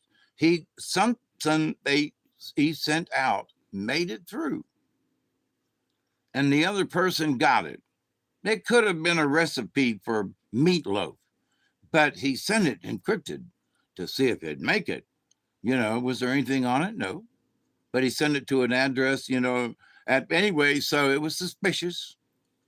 And did they monitor it? Yes. And did they unencrypt it? Maybe. But the guy on the other end did. So it's like, man, that's a good recipe for meatloaf. So wow, he snuck it in. So the next time he's going to send something that's a little bit more risque. It's got a letterhead on it, and so he sends that message out. They're still watching him. It gets through. So now there's one sentence in there, they might be watching us. Be careful what you say. It might be something, but it's relating to what's going on in the office, that he shouldn't be sending words outside of the building, so they let him slide with that one. So now they got him still working for the FBI now. And in my humble opinion, they are working him like this. They're watching him, like, go ahead, screw up, go ahead. We want to send you to Leavenworth. Go ahead. Because if we catch you like right now, in hand, with your gun out, we're going to take you down. And there ain't going to be no trial. We're sending you to Leavenworth right now, Oh, holy crap. And whoever you've been talking to, we're going to send them to Leavenworth right with you. Oh, crap. So sometimes, and I think this, 4D chess is what's going on now, that there are levels like what Trump's doing with the tariffs. He's got everybody's attention. Everybody wants to make a deal with the Trumpster and America. But what is the end result? We get our jobs back. I dug it, because they took several jobs of mine away. The last one, I was going to be able to retire, and they yanked that son of a bitch and took it to Mexico.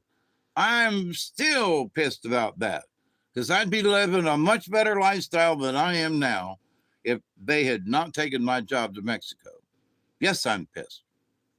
So I'm behind them 100%, 110%. Let these other people bitch about it. They have not had their job taken away like we have. I have. Not once, but 4 times. 4 businesses were yanked out and are no longer in existence that went to other countries. 4 companies. And I made good salary, and why am I so poor? Why did I end up poor down here? They took all the jobs away. So the only jobs you could get was minimum wage, which kept you poor. So the shadow people took the South, which was very, very independent and strong with jobs, and made us all poor, really poor. We weren't rich, but we had jobs. We could save money and buy a car.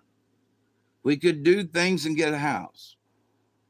We could work around, medical bills, because they weren't that much back then. That's bad.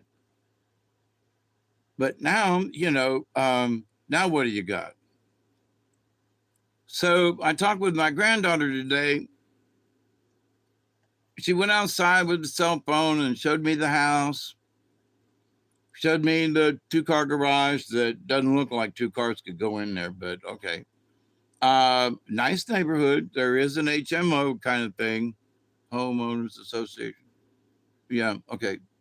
And backyard is nice. It's got a privacy fence on 3 sides, and it looks nice. It really does. It looks nice, and got a little tiny patio, but it's a patio. And showed me around on the inside. Single story, 3-bedroom, 2 small walk-in closets, 1 larger one, 2 full baths, $300,000.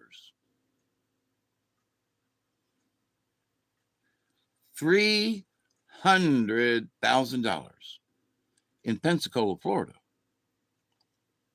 It's not like it's Atlanta or $300,000. She said we couldn't get a loan on a house that was 10 years old. Like we couldn't get the same APR. And if it was 20 years old, that meant that it was not up to Florida standards when built, which Florida changed everything up so how homes would survive hurricanes better. It sort of works. I'm all for sturdy housing, don't get me wrong. But so if it's 20 years old, then the insurance won't cover it. Homeowners won't cover it because it's a 20-year-old house. And it was made to different building standards. So if you got an older house in Florida, you ain't going to get insurance because a storm will come by and knock it over. Well, I live in Georgia, and hurricanes have come through here like a bat out of hell. I don't have insurance, but oh man, is it almost another 20? Have I been yakking that long? Holy mackerel. But anyway, the timelines. So spiritually speaking, also, for me, I've taken a bunch of acid and mushrooms over the years, as I've discussed. And I'm on a couple of medicines now that do make me trip because I've not taken them and felt better and then went back to taking them and went back to tripping. So I'm still tripping off of some of this medicine. Now, not as bad, but in this tripping with my meds, I'm tripping because of something else. I don't know what that something else is. I just know that it's triggering me. I don't really want to use that word, but it's affecting me. I can just tell. I don't have to get anybody else's opinion on the matter.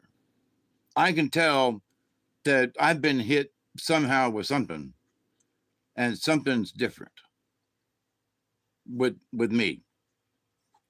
Can't speak about anybody else. I have observed other people and I'm like, well, did that person change? Well, to a good friend of mine and her husband and things, he's gotten worse and she's gotten better. I mean, he started really not just drinking a little bit, he went back to really drinking and being abusive, not physically, but mentally and in breaking every cup in the house kind of thing, which is not very nice, but to the point. So there are people absolutely getting fried. And I mean, they're like, which brings me to the chiropractor. But then I'll quit this.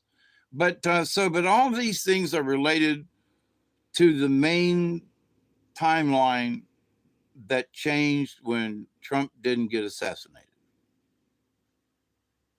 That other timeline, they're still trying to keep it alive. And that's part of the shadow stuff, okay? Those are, call them Democrats, rhinos, whoever, but them folk still want that timeline. And we are motoring down this one as fast as we can go. Literally as fast as we can go. Because the faster we can get down this timeline, the less chance they're going to have of being able to have our train jump the track and go down the hill and get back on the other timeline, to get back on that other track. They're trying like hell to sabotage this timeline. So because they feel like they can knock us all over into the previous one. Now, even though, Biden is president and blah, blah, blah, blah, and they're not in control, but if we got knocked off of this timeline enough, they could assume and recover. So here we go. These folks are serious about what they're doing, and they have not let up. And if anybody asks you, say, absolutely, the timelines have changed. And it started with the non-assassination of Trump. And for every little instance that he has survived, this timeline has been secured. So we need to keep praying that the timeline we're on, even though it looks crappy as hell to a bunch of people, tariffs are gonna kill us, we're all gonna die. No, he ain't. Wait till he's done making the deal. we're gonna be better for it. We're gonna be better for it. I've watched business. I've been in business. I mean, even in selling tomatoes to, door to door, there's a business thing about it, and you gotta poke the customer,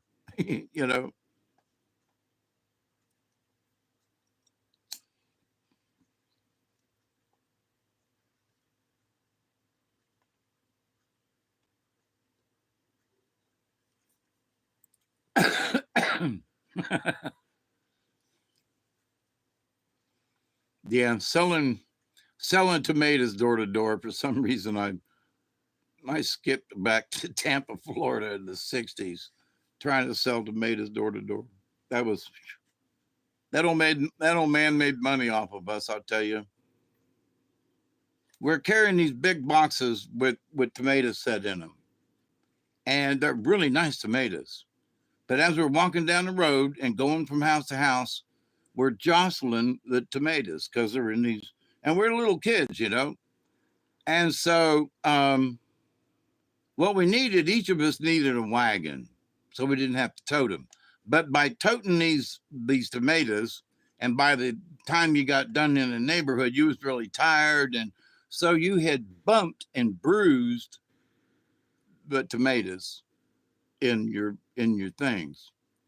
So when you got back to the truck to, trade up, well, how much money you have? And you give him the money, and he looks it around, and he takes all the tomatoes that now have bruises on them because walking around the neighborhood for the last 4 hours has bruised him up some.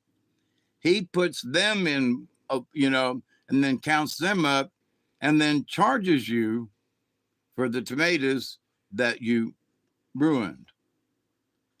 Well, that's for shit. But we got fresh tomatoes, even though they were bruised, So it's like, I didn't really want to buy any, but okay, and then we'd go home and make a mater sandwich, with lots of mayo. But so what do we do about the timelines? We stay positive in ours because the discussion about the quantum is serious. So even if we were on that crappy timeline down there kind of thing, we still would need to be positive. But because at the moment there is a lot of positive momentum in this timeline, we need to piggyback it. It's not that we back it, we back the momentum. Some people say, well, I don't like what they're doing over there with such and such. Okay, don't back that then, but back the momentum. We want to keep moving forward. We need to go forward enough so they can't pull some shenanigans and try to get us on that other timeline. They've still got, right? That other timeline's still in the works. All they need to do is implement it, right? So we can't slip up. Yes, and it is about midterms, but I mean other things. People need to be more positive. Yes, we got jobs coming back. Oh, it's going to take so long. It'll be 3 years before they could get these plants up and running. I told my granddaughter today, I said, listen, they moved Prestolite. In 2 months, they had to do it first they moved Nissan, and then they moved Honda, and because they were the smallest, and got them set up and running. And then they started moving, Chrysler and Ford. And because Ford of Europe didn't need as much as Ford of North America, so we moved Ford of Europe's out. And so, but within 2 months, the plant was almost clear. And we're talking about 27,000 square feet. Or was it 200? Big, 270,000 square feet. Not 27, 200, and big. And that was just plant one. So, but they had it all moved out and in Mexico and up and running. 2 months. So they have all the equipment, they have all the machines. All they need is an empty building. So, there was, like she said, well, there's no place around Pensacola for anything to happen. It's all neighborhoods and it's all residential. I said, so they go out of town 10 or 12 miles and put up a building. People can go to work there. It's not in a neighborhood. And people could come from not just one town, but from another town. You put it in the middle of two towns. You don't put it in a town. You're going to pay all them taxes. So no, put it out in the country somewhere, build it, and keep it nice and clean and everything. And because a lot of these, our plant was clearing. We didn't have a lot of chemicals that ruined the environment, stuff like that. We were pretty damn clean. I mean, we had maybe a 5% at tops of chemicals that we had to use for cleaning fluids and stuff like that. There was a time when, the maintenance guy, hit the brake on the forklift and a drum tipped over. And even though they had the cap in it, there was stuff that leaked on the floor, and we had to do a drill because there was a big chemical spill of about 5 gallons of liquid. And that, but it was good that we could do the drill and go through the procedure, but it was 5 gallons of some dirty cleaning fluid, but it was contaminated. That's true, with heavy, toxic lead and heavy metals. So it had to go to a special place, and it got knocked over. Oh, we had a spill. Did you have? Yes, we had a toxic spill. 5 gallons. Oh my God. But, we have dealt with 10,000 gallons of this liquid over the last year, and we've only spilled 5 gallons. But you spilled 5 gallons. I know. But we had used 10,000 gallons of it, but we only spilled 5 gallons. They always look at, you had a spill. Yes. Oh my God. So they rate you on whether or not you had a spill. It was only 5 gallons. I know. That's in the next column, but because you had one, all the alarms go off. So, but anyway, there's too much of that going on, and Trump addressed that. He's like, there's too many regulations. It's true. You had a spill, yes. Now, if you spill the whole freaking drum, to me, that would be more of a major spill, right? Instead of 5 gallons. And that would, but it goes by spill. Did you spill anything? Yes. Doesn't matter how much. And that needs to change. How, did you spill a gallon? Did you spill 5 gallons? Did you spill 100 gallons? Did you spill 5,000? There should be columns with check boxes that how much did you spill? Okay, it's obvious you're filling out this form. You must have had a spill, dummy. But so now what do we do? But so hopefully some of these changes, after, like I said, after working in plants and seeing and working as an engineer, and seeing some of this stuff is just like, it's so insane. So if they can fix some of these regs, I mean, and if they're going to work on something electrical, now there have been people that, have reached their hand in one of them big electrical boxes and got hit with 440 and flew off the ladder across the plant. Yes. And no offense, but they were dumbasses. That's, you know, you can't build something that's safety proof against a dumbass. You hear me?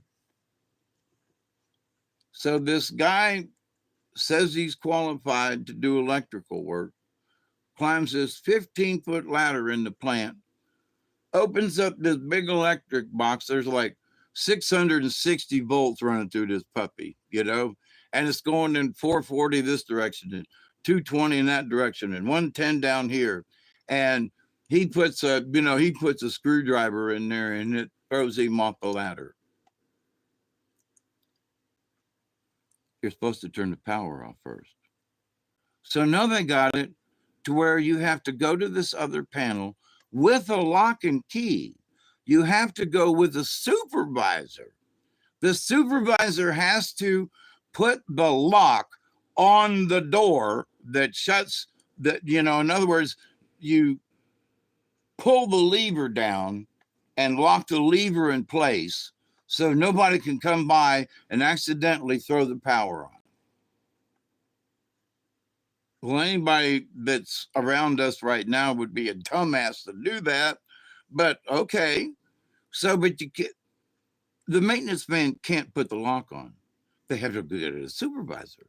So the supervisor's on the other side of the plant doing something. He's busy, so can't get to you. So now there are two guys making $20 an hour that are waiting on a supervisor because OSHA rules say you have to have a supervisor to lock down the panel to the power.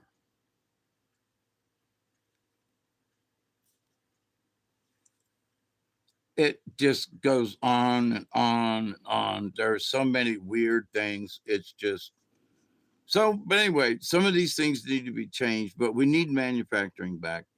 We need to support, as much as folks hate it, we need to support the Trump idea right now because he's got the whole world's attention. And we are definitely getting to, where I was trying to go with that is that they took those parts and machines out of our building and moved them in 2 months. There was a bunch. There was like 120,000 different machines and pieces, parts and stuff that I had to keep track of. That because every piece for Ford had to be accounted for. Every piece for Chrysler had to be accounted. So every piece in there belonged to somebody, or and so anyway. So the fact that, folks are saying it'll take years, you know what?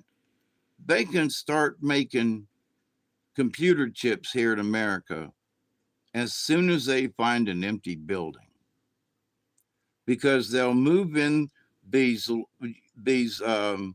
little robot contained, it's like a cube, with a plastic on it up here kind of thing. And it's a robot in there. So the chips get loaded and it goes, it does all these little things. You put all the extra components around the edge because the computer is going to pick them up because they're too small for human hands. There's going to be these little pinchers that go over and pick up this tiny little thing and put it in these two holes because they're exactly aligned. And then some other machine's going to heat it up a little bit and it's going to be soldered to the board. And it's done with these robots in these little, and so it's like, how hard is it going to be for them to bring those machines over here and set them up in an empty building and show some people? You can even bring some people with you, and then they learn how to load the machine, how to do the testing, but they can have all that stuff over here in a couple months and up and running. In 6 months, we could be making, AMD computer chips. We could be making, all kinds, super chips over here, because all they need are these machines that are already doing it. So they just move the machines over here and train the people to run them, and then start delivering whatever materials they need, whatever raw materials they need to build these things. So from my point of view, in 6 months' time, shit's going to change or can change. But now the next other thing in this timeline is some of these Gen X's or these younger folk, they do not see the value in having a job like that. Not at all. Well, but if you took a job like that, you'd learn about machining, you would learn about robotics, and you'd get paid, because they will teach you how to run this machine. And when they teach you how to run the machine, if you're paying attention, you're going to learn about robotics. You're going to learn about programming. You're going to learn the skills you need to compete in this day and time. You know how to run a machine for a manufacturer. Ooh, that's going to be prized. So in this timeline, the hiccup is going to be, will the young Americans these days take any of those jobs?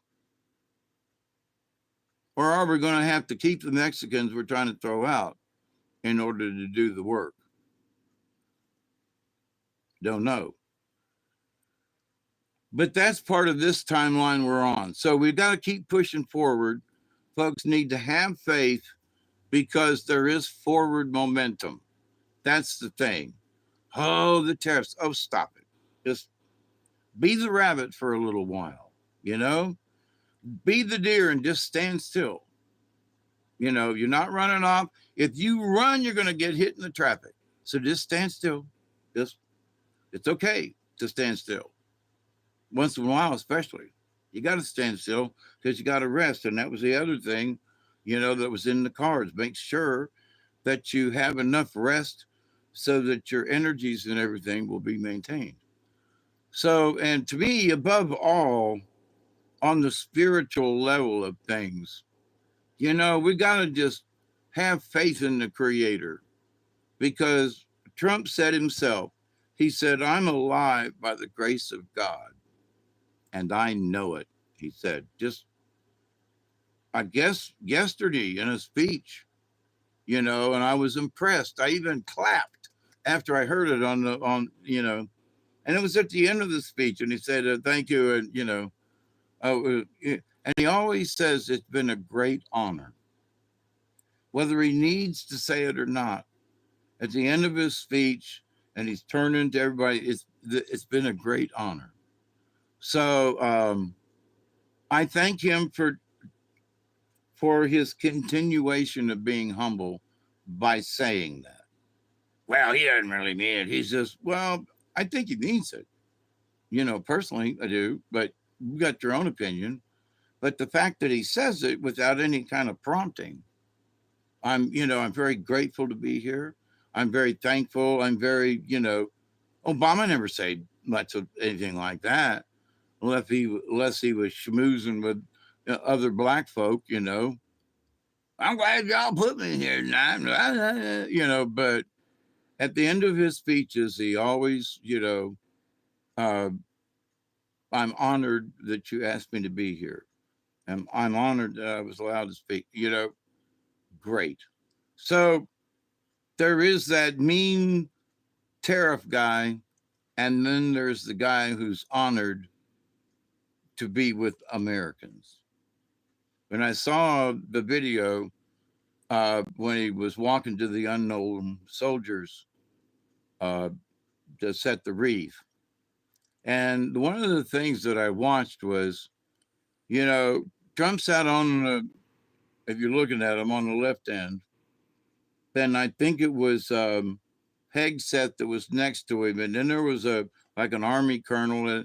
Anyway, so they all were going, left, right, left, right to stay in cadence. So I watched it the second time to watch to see if Trump actually stepped with him in cadence, and he did. And I was impressed. And I was like, the other guys, were in the military, they did the military, doing that step is just like they can do it in their sleep, but Trump has never been. Well, he went to military school when he was younger, but he never served in the armed forces. So he did go to military school. But the fact that when they were walking towards the tomb of the unknown soldier, he was in cadence. He was in lockstep with the other soldiers. I just thought that was cool. I don't know who else saw it, but I thought that was cool. So on the timeline, there are all of these positive things, like for me, seeing him in cadence with these other military men and putting a wreath on the unknown soldier's tomb and giving a speech about all of those who have fallen, in for freedom, and that we need to move forward. And on this Memorial Day, we need to take what these people have died for and move forward with future things and positive stuff, because that's why they died for us. So here's a memorial. Sad that you're dead, but we're moving on, and thank you. So to me, that was a good message, and is a good message. Yes, I remember my brother who died. Yes, I remember that he was in a naval conflict in the Suez Canal back in the early 80s. Yes, I know he had trouble. And yes, I know the Navy threw him out and should have given him, they should have helped him out more. Somebody that's been in the Navy for 15 years and they're having a problem with weight should not be thrown out of the Navy because they're 10 pounds over. I'm sorry. No, that was wrong. They should have helped the boy. They should have just, and not condemn him or dock him or anything. They should have helped him. The whole ship should have got together to help brother to lose 10 pounds. They could have made a game. They could have chased him around the damn after deck. They could have done something for their brother sailor to stay in the Navy for 10 pounds. But the fact that he didn't lose it over a 4-month period is why he got thrown out. Well, we're going to give you 4 months to lose that 10 pounds. And if it ain't gone, you're gone. And 4 months was gone, and he got pissed off because he thought he was getting a raw deal and gained 5 pounds, and they threw him out. Wrong. So he lost his benefits. He loved the Navy. And the Navy cheated him out of the thing he loved the most, being in the Navy. Well, he's at rest in the National Cemetery near Brooksville. I got to find the name of that place. Anyway, oh, holy crap. It's been how many hours is this now? 2.5. Okay, I got to shut up. All right. So, but anyway, pray for the timelines. Pray that all the little whoop-de-doos along the way will get ironed out. Pray that we as the collective that are part of this timeline, if we don't create any friction by arguing and fussing and fighting and everything, and that part will get into the quantum. So we need this experiment because it's obvious that there is the observer effect about experiments. So what's going on now is a giant experiment. And we are the observers. And so from our observer point of view, we need to stay positive so that our observations as we watch this timeline will continue being positive. Otherwise, this experiment that we are watching as observers will have a could have would have a negative outcome. The experiment will fail, whatever the experiment is, right? But I mean, our timeline is like an experiment way, especially the way folks are trying to mess with it. So, but if we do the right thing and stand back and make sure that our observations are like, oh, look at that. Ah, that's going to turn out okay. You just watch. Versus, you see that over there? Oh, we're all fucking doomed. You know, when you start doing that kind of thing, oh, we're all fucking doomed, then that puts that negative into the timeline. And then our souls, ourselves who are engaged in the goo, in the quantum field, and we all are now. Don't keep reminding yourself, we are in this goo whether you like it or not. So our actions are being recorded and being transferred. So let's transfer positive energy. We, as the observers of this stuff, let's be grown-ups, you know, and say, yeah, I could question that, but you know, we got to do some tough things. And for me, like for example, folks say, "Oh, it'll take 3 years for manufacturing to come in." No, it won't. You know, might need to hire a couple of boats or planes or something, but they can put whole businesses in the back of a C-140 or whatever it is, and fly it over here and dump it off, and have some folks move it into an empty building in a day. So, you know, setting it up and that kind of thing will take time. But some of these businesses and things, I'm telling you, 6 months, they'd be up and running. And I mean, and at the end of it would be, you know, the product would make the business millions of dollars at the end of the year. So have faith, you know, and they're going to be building boats in Mobile Bay again, or down in Mobile, and up in, you know, in other places. They're going to be building ships again, and they're going to be fixing the ships in the in upper in Virginia, in what, I can't remember the bay, but anyway. And after talking with my granddaughter, she was on the Lincoln, and they were refitting her with new cable and new everything. And she said, but we had so much trouble with driving that boat. She said the steering would go out all the time.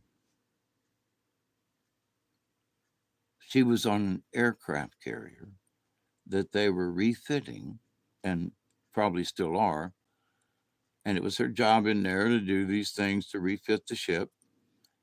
And while they were doing it, they would take it out for test runs and things. In fact, they actually made it all the way over and went through the Suez Canal. So, but she said, but that ship was always losing its steering. Now, what if we had problems with the folks running into bridges? That big boat up there that knocked down that bridge, it had trouble with its steering. And people say, but now I talked to my, you know, ex-Navy granddaughter who said, oh, and she didn't even reference that ship at the bridge. She was talking about the ship she was on in the Navy. And she said, that thing, you know, we had all kinds of trouble with steering that ship. So the fact that that ship that hit the bridge had trouble with its steering could have actually been trouble with the steering. I mean, just from the way, you know, my granddaughter was talking, she goes, Grandfather, they was messing up all the time, you know, the steering. Not something you want to do with an aircraft carrier, you know, just saying.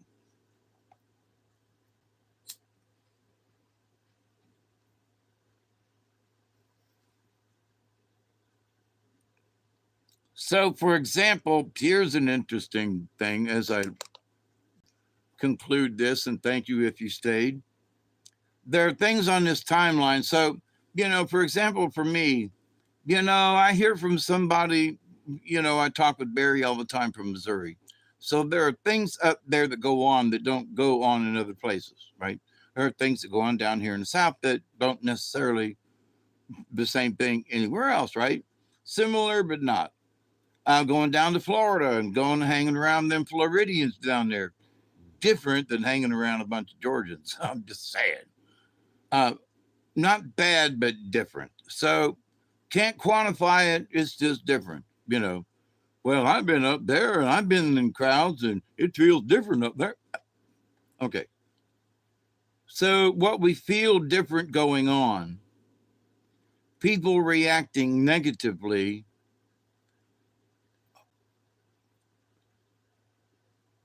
some of that energy, because it's repetitive, is being bounced off our timeline. Still there, still in the quantum, but it ain't sticking to the timeline. But it's being annoying as hell, like a mosquito you can't find. So we need to keep a positive attitude. Don't let that annoying mosquito that's flying around in your bedroom at night when you're trying to go to sleep, wait for that sumbitch to land in your ear and then pop him, you know, find a dead skeeter on the pillow in the morning. Did you hear any more? Where'd that skeeter go? I don't know. I think I killed him. Really? I ain't getting up to look, but do you hear him? No. Go to sleep. Wake up in the morning, dead skeeter on the pillow. Good for you. Didn't change the timeline. We stayed in bed and went to sleep. You know what I mean?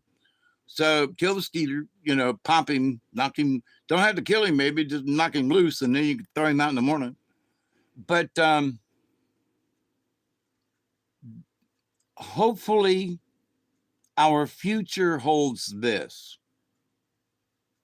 Now, it depends on a bunch of stuff. I mean, Putin went crazy.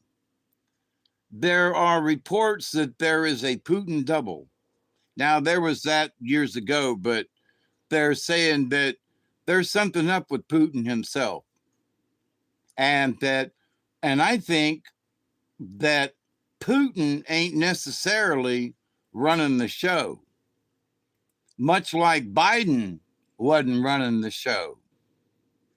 So Russia's got shadow people too. And so Putin can say and do all these wonderful things that he might want to do, and they tell him, oh, fuck no. So they shot a rocket off yesterday, or tried to. Well, it misfired. Well, we didn't actually get to shoot it off. Oh, really? Well, somebody said there was an explosion. Well, that was something else, but, they're trying to shoot ICBMs in the middle of having negotiations. That honestly does not sound like Putin. And Trump said he's gone crazy. And then I watched some other news from over there, and they're reporting that something's up with Putin. They don't even think it's him. And they're claiming that Putin is sick and they're hiding him.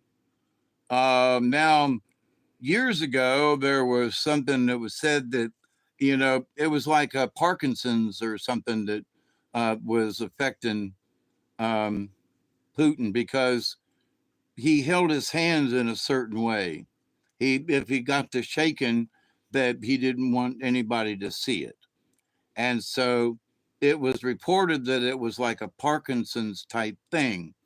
And that's not good. And if he has been dealing with Parkinson's, I think that's the same thing that the guy in Back to the Future, I can't think of his name right now, but, I think he has Parkinson's and he's been able to hide it and mask it and get away with it so that people didn't notice it or didn't even know that he had something wrong. So the fact that if that is it, going back to several years in possibly Parkinson's, that if he's gotten worse and the shaking, and he's, doing this number here, then he's not going to look good in public, no matter what kind of meds they give him. And so, has Putin gone crazy? Well, it may be that the Parkinson's or whatever he had that gave him Parkinson's symptoms, he might have had something else that, you know, because, several friends of mine had Parkinson's like symptoms from the medicines they were taking for the physical problem they were having. One had heart surgery and something else, and another, but they both had Parkinson's type effects. Now, thank you, Jesus, they've given me meds, but nothing like that. I just get dizzy and fall down. Um, that's much easier on me, right? But so I could see if Putin had something like that, and that he would be not seen in public as much. And why is he holding his hands a certain way? Or why did he leave a meeting early or something? And so he might be taking meds that are really strong to control his Parkinson's or whatever in public, and that the strength of the meds are making him be crazy, so to speak. So, but the timeline for the Russians have changed, because now Putin is somehow in trouble with his health. And I think somebody behind the scenes, because Putin still is the president, right? So a general gives the order to fire off a rocket, and it doesn't work quite right. So, Putin's looked at as trying to start World War III, which some of them mother truckers really want to happen. Why do they want World War III? Everything's going to be devastated. What? It's going to look like, it's going to look like Verdun and them places in World War One, that, the killing fields with nothing, and there's just, mustard gas floating through the fields, and death and desolation. And that's what they want with these nuclear bombs. These people are nuts. So, for those who want to kill a bunch of us off, but they still want the planet, they still want to have the planet with its plants and everything. But if they start using nukes, it's going to mess up the park. So, but then there are people in it's not the, the people in the shadows are doing one thing, and it's the shadow itself that are manipulating them. Because the shadow folk, seriously, the shadow folk, not the shadow people, the one that can walk around, they're the nasty ones, and they're the ones that are pushing annihilation. Because they're in the shadows, they're just energy, and they don't give a flip, because they're not in a 3D corporeal kind of thing. They don't care, turn the place to dust. It doesn't matter to them. And besides that, they've been working on this for a long time, so they would love to see their plan come to fruition. They want the end of the Bible. They want Armageddon. And there are too many of us are going, nah, I don't think it needs to end that way. Well, we've seen trouble in the church. Well, that's true. We've seen this over here, and that's come true. Well, the Tigris River and Euphrates, well, a lot of that's come true. Then we had this over here. Well, that's coming true. So are we in the end times? Well, we're the end of something, but we're very much at the beginning of something else. We're at the beginning of something, that could blossom into who knows what. Was the exchange of different ideas, with them finding things buried in the ground, with things being shown in the skies. And I don't mean just UFOs, but I'm talking about, being able to see different things with the different telescopes and things. So there's all these things that are being discovered, and the adventure is on. I got my adventurer's hat on, but the adventure is on. Strap on, put your hiking shoes on, I've been telling folks for years, put an inner tube around you because it's going to be wavy. And it is and has been. So, here we are in another phase in this timeline, which is there are those folk who are trying to change it. This might sound weird, but I don't mean it in a negative way. We, as much as possible, need to stay in our own lane. We need to stay in something that we know is good, that we know is true. And because if we go over here, it might take us away from what we know is true. Not that we don't believe what is true, but it takes our energy away over here to deal with something that we're better off by staying in our own lane. That we just stay here and be the rabbit, basically. Watch the headlights go by and stay out of traffic. And we wait long enough so we can cross 6 lanes of traffic without getting killed. So that's being the observer. That's being exactly what the cards are asking us to do. And we have to have faith in the universe and find people that you can have faith in and trust, and make sure that you think enough alike that they won't stab you in the back. And we're going to run out of food. It's going to be where we're not if. And the race is on with Doge and Trump with trying to get business back in here, because that's what's going to save the United States. People going back to work. If they're these people that have got gangs and thugs and stuff, if they had jobs to go to, I mean, decent jobs that were challenging, not just sweeping the floor or, handing out burgers or something like that. No, I mean, making something, working in a factory, making something useful for other people to use. I made spark plug wires for all of Ford, North America. I made spark plug wires for all of Nissan, for all of Honda. I checked them. I made the tooling. I didn't physically make them, but I made damn sure that everything to make them worked correctly. So in that sense, I made them spark plug wires and helped big time, because that's why I was the last engineer for them to fire. But so, for folks, they need to make themselves useful. They need to go back to school and learn some things. They need to understand. If they've never been around machines or something, they should try.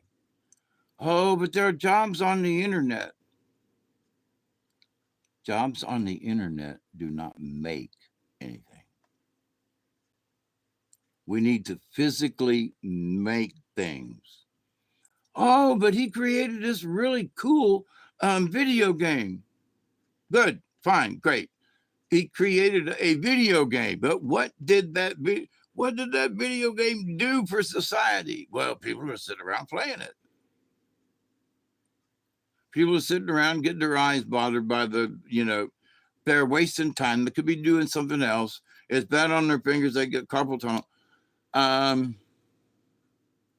So no offense. It's a really cool little app that you made, or the game. And I played it once. It's nice, but you didn't make a cup for somebody to drink out of. You didn't make a fork for somebody to eat with. You didn't make a knife for somebody to cut their food with. You didn't make a spoon for somebody to eat soup with or cereal. Now, that video game was really cool, but what does it do for people? Entertains them. Okay, there is value in that. But did you make anything? I made a game. Now, you don't understand. That game is it's etherical. It's ones and zeros on the computer, you know. It's not really here. It's a great idea. I know you put the code in. I'm not arguing that. But have you ever tried to make a spoon? Have you ever tried to make a comb to comb your hair? Have you ever tried any of these things? Have you tried to make one? No. But look at my computer game. Fine. But have you ever tried to physically make something with your damn hands? No, I just use keyboard and I make computer games. Well, then you're going to die. You know, sorry, but because too many people are going straight to the computer because they don't want to get their hands dirty. Gen Z, they're already, no, I ain't doing it. I went to college to do a something or other. Yeah, there ain't a job doing it. So, somebody told me yesterday, I'm lying, by the way, but it is true, but it's not the date and time. This person told me yesterday that they were, going to be a forensic pathologist.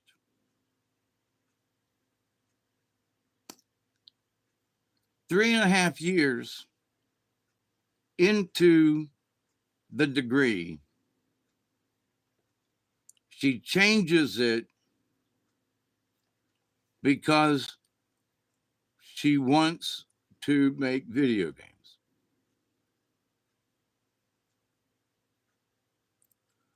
From a forensic pathologist to making animated video games. What? As a pathologist, you would help determine what happened to a dead person and could trace down the killer. And she was like really into that. And but now you want to bump that to make video games? You want to be a programmer and you want to write the code and you want to make video games? What is the value of that? Okay, so don't want to go to work. Has worked before. Has worked on, mechanical things. Has gotten her hands greasy. But now, I worked a short stint at that, but I don't want that as a life, I'm gonna be a programmer and make video games, and that's how I'm gonna make my money. Okay. So where does the world go when nobody wants to work? Because they turned the United States into a service country. We service other people. We make video games. And we make these things and don't do shit. Well, but people have fun with them, and the people who made them are creative. That's all true. But at the end of the day, what is the human value of that? I mean, okay, here's one. Drones. Your own private drone. I watched a guy today. He does videos on YouTube, and his new drone has a follow me feature. So it sees an obstacle like his car. And so as he's driving down the road, he don't have to worry because the drone's following him and videotaping it as he goes. Cool. So somebody would say, well, a drone is just a toy for kids. Yeah, but that toy for kids, especially with the camera on it, people go into the mountains and they videotape with these drones places you can't get to. As an adventure to explore places like for me, I can't walk much anymore. So, but to be able to go sit somewhere and know how to run my drone well enough to where I could watch what's going on and see places and go, wow, that's really cool. And that's just right over there, huh? And I could be in a valley or something and pull it back and go over and visit another spot and look at it through the camera's eyes, but in person. Now, it was nice to watch this guy's video, but to do it when you're there personally makes the video personal to you. It's not just watching it. No, you can draw. I was there. I felt the air. The sun was hot on my skin, and I was flying the drone, and this is what it looked like. So your mind and brain and body will go back to that moment when you discovered this thing while you were flying your drone. So the drone, does it have any value? Oh, yeah, buddy. You can find stuff, you can deliver stuff. I mean, they drop bombs from them, they bring in drugs from other countries on them. I mean, yeah, drugs. Drones have one hell of a value. Guess what? It started out as a child's toy. Now everybody's building them, different types, different motors, batteries, supplies, cameras, being how far can they go, different little programs to return the thing to home. I mean, all of these things from a kid's toy. But the kid's toy got into some adults' hands and they've made something else. So, and they are just fun to play with, but at the same time, they can be very valuable in what they do. A video game,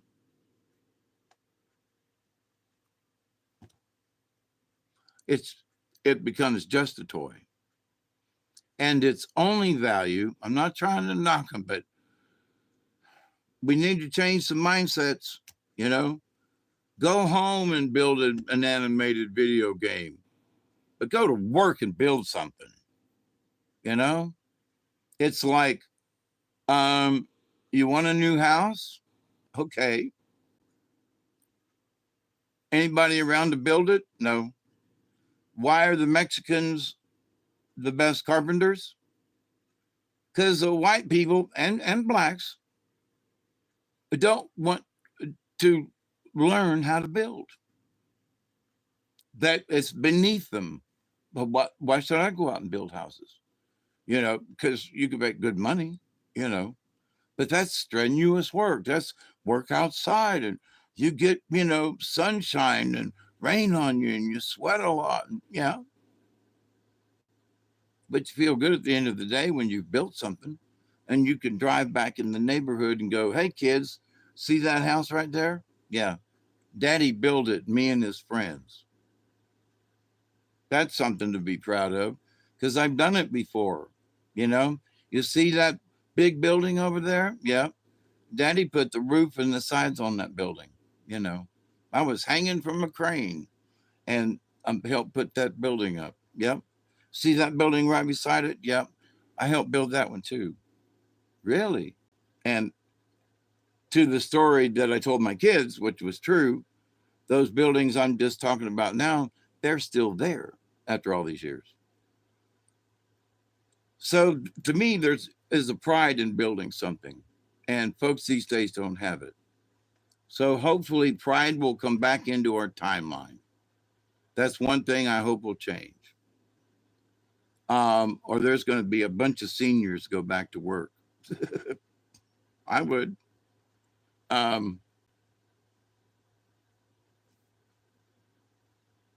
Especially with what I know. But the amount of energy that it would take for them to skip us into their timeline is a bunch. And I say this, I hate to say it, they want to do something with an RPG, a rocket grenade, or just a grenade. And because it's already been discussed the FBI and the other agents have already seen where they tried to shoot him, and so the next thing is to blow him up. But that now whatever they try to do can't be just a gun. It's got to be something big. It's got to be grand.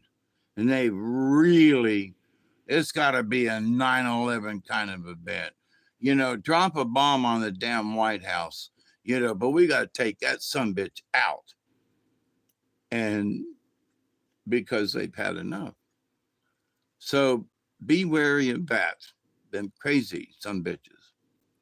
The shadow folk. Let's pray that the timeline will stay stable the way it's going. There's a lot of momentum for it. Let's keep it up. And positive energy and reinforcement and faith in the timeline.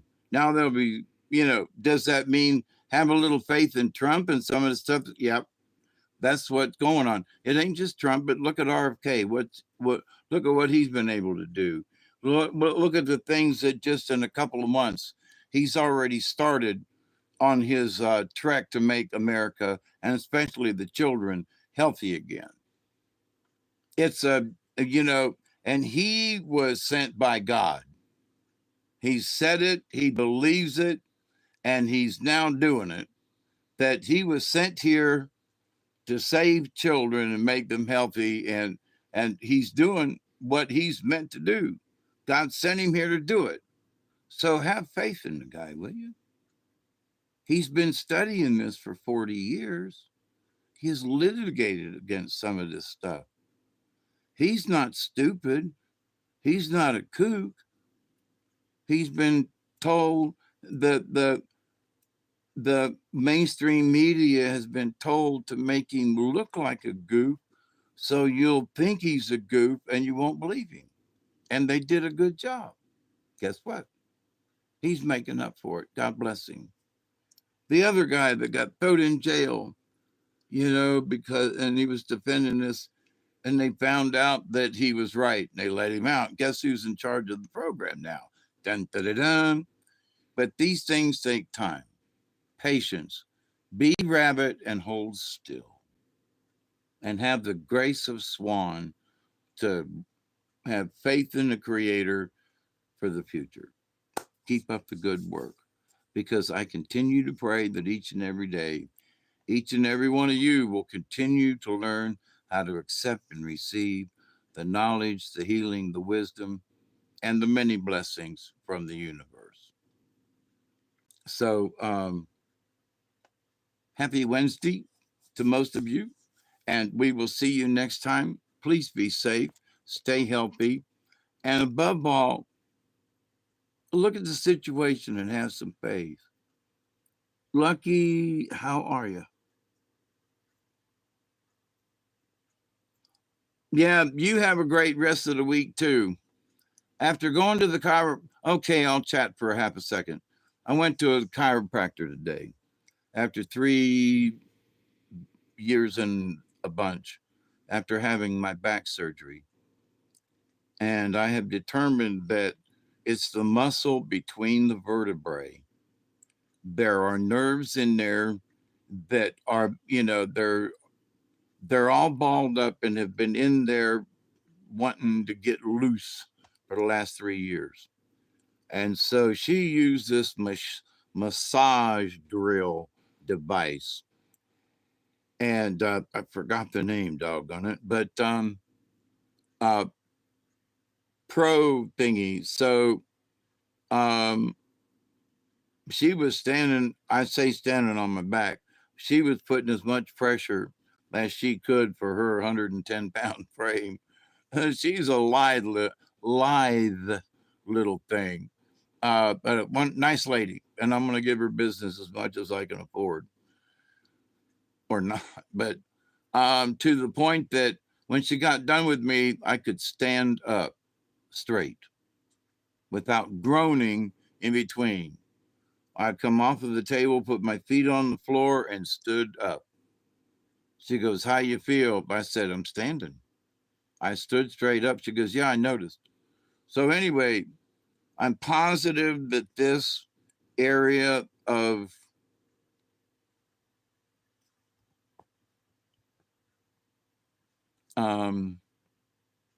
therapy for me and my pain is tied up in massage therapists or chiropractors releasing the pain on these bones.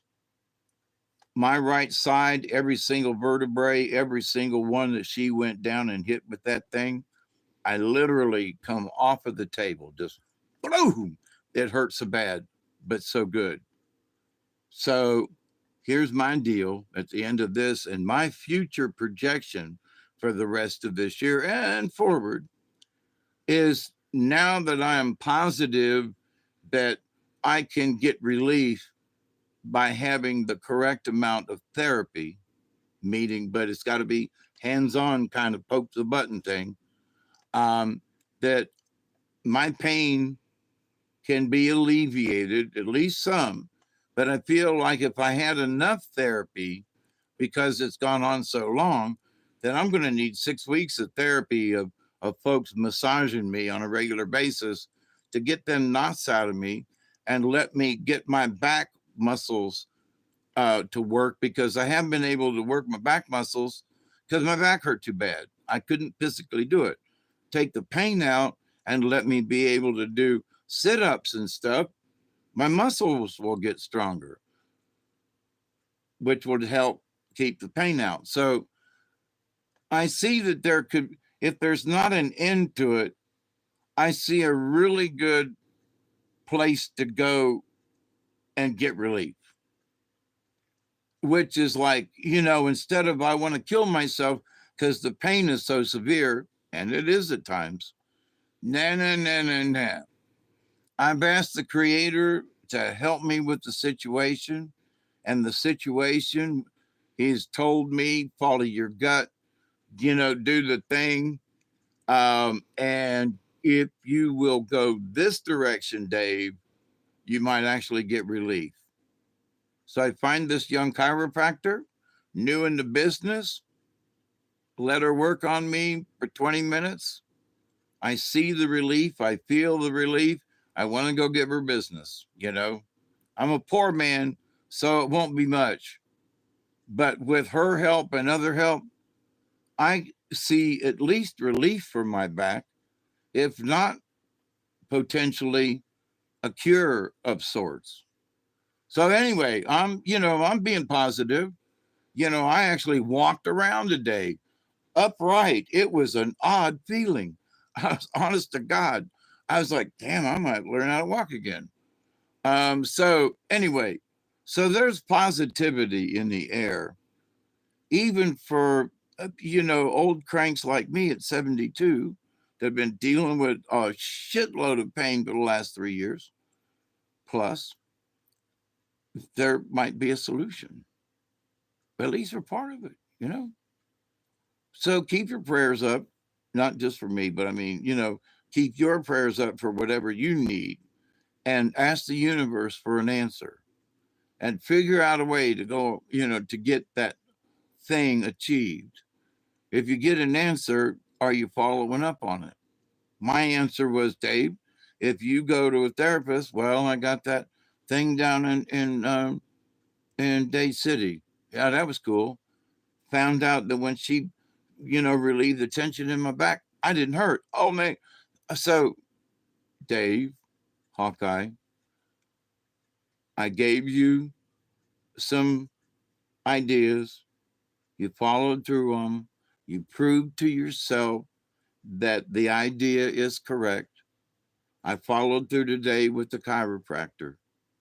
So it's my job to follow through on what the Creator has showed me to do to help with my back.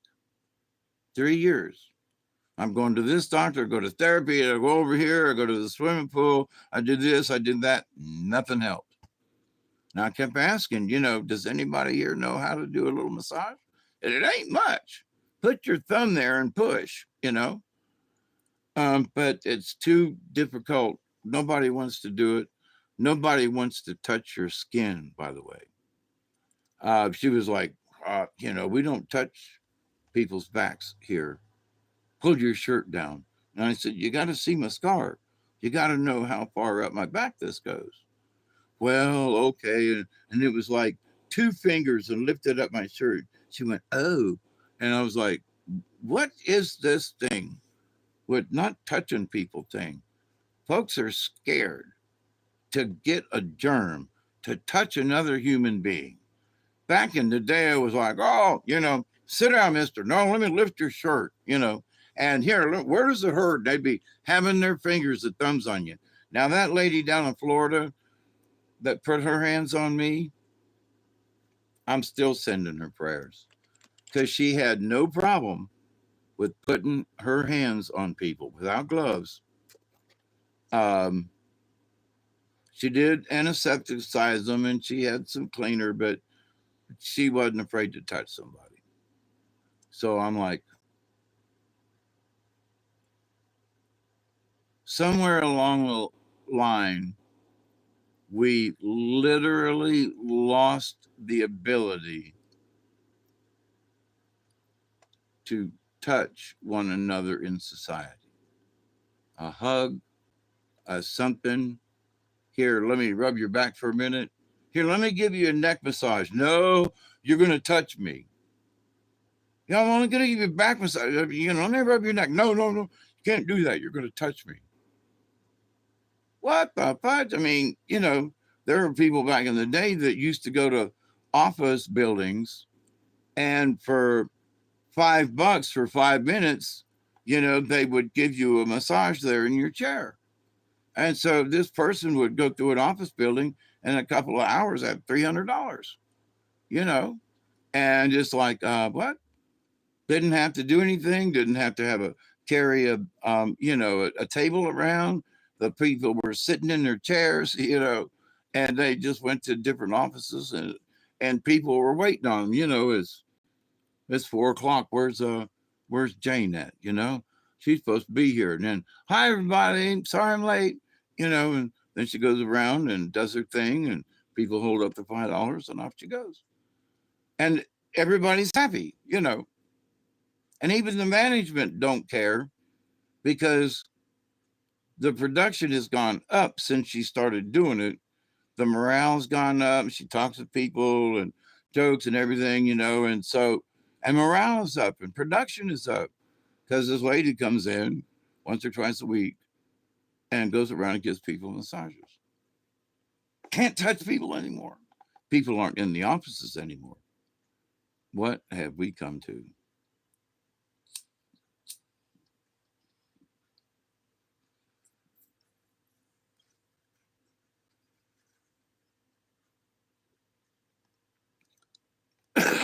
So as I sit here and ponder this and smoke another bowl, happy 20.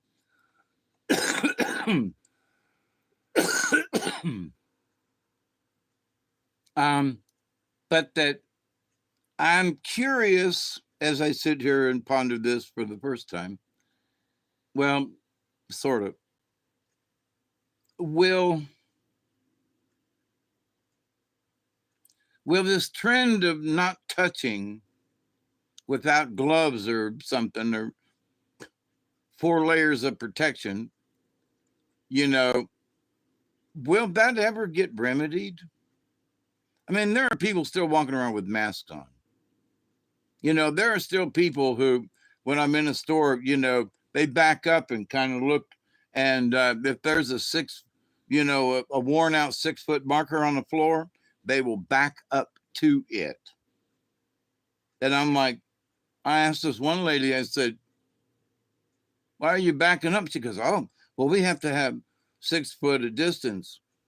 I said, ma'am, have you seen the reports where Dr. Fauci made up the 6 foot rule and that it doesn't matter?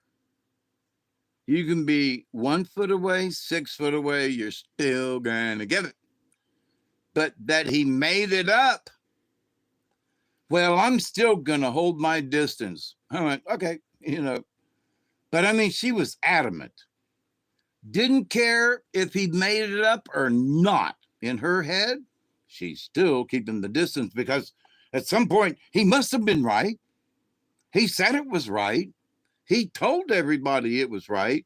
So, nice lady, but hard headed, she'll never believe that he just made it up and that it don't matter. Ma'am, that 6 feet don't matter. Well, I'm moving. I'm staying back here. Okay. It's brainwashed. She's scared, and because she heard on the news that this new COVID was really going to kill us all, because the last ones were really bad and killed a few people, but this one's going to really kill a bunch of millions of us, And so she's going to keep her 6 foot distance. Cheers, everybody.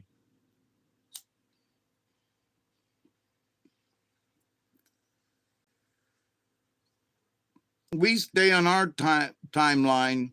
We stay in our lane.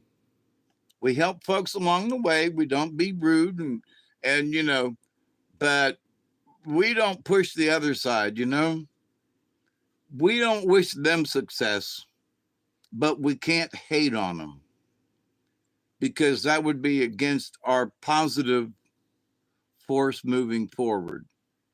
So to keep this timeline moving, keep a smile. Tell other folks we need to keep this timeline moving. It ain't about Trump, okay? His name's in the place. He's the one that's taking blame. In ways, he's the one taking credit, but so are RFK Jr., and so are Tulsi Gabbard, and so are Pete Higgs. So are these other people that are doing really good work. And quit hating on Elon Musk, for crying out loud. He saved astronauts in space, and they want to hate on him. And he made a comment the other day. He said, he said, I'm only working for the betterment of America and humankind.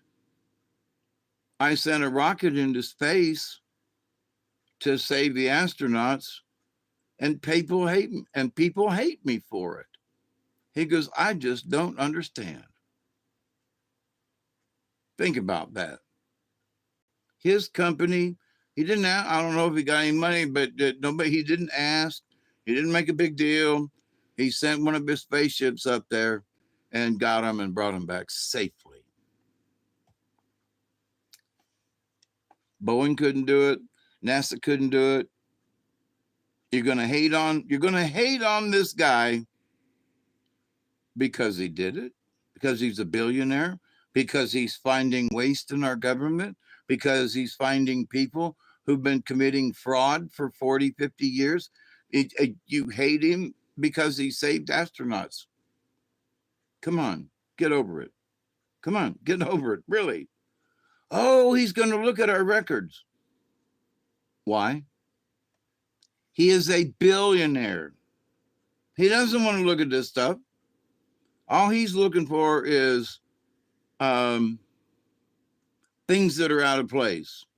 And they posted today, they have totaled up all of the Social Security accounts.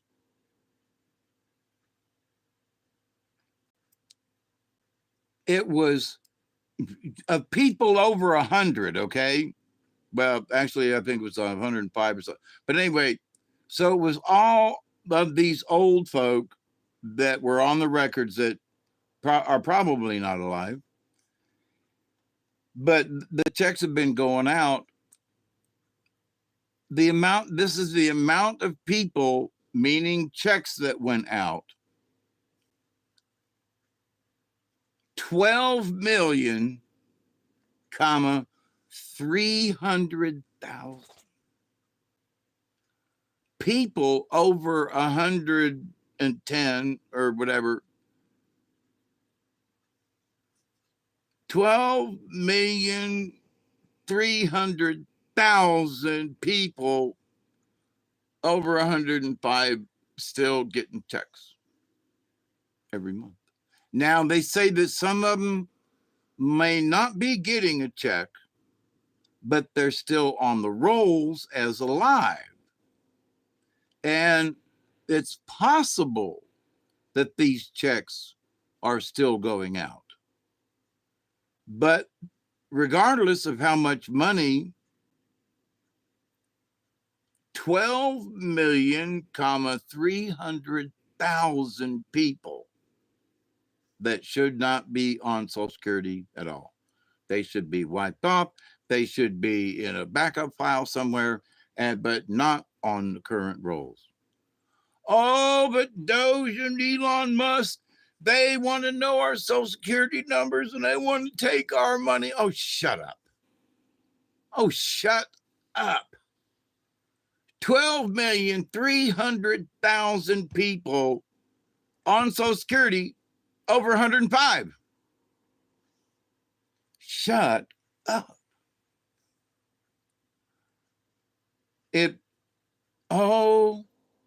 But Doge is cutting Social Security. Yes. 12,300 people who are dead, who are over 105. Oh, he's cutting people off of Social Security. Yep.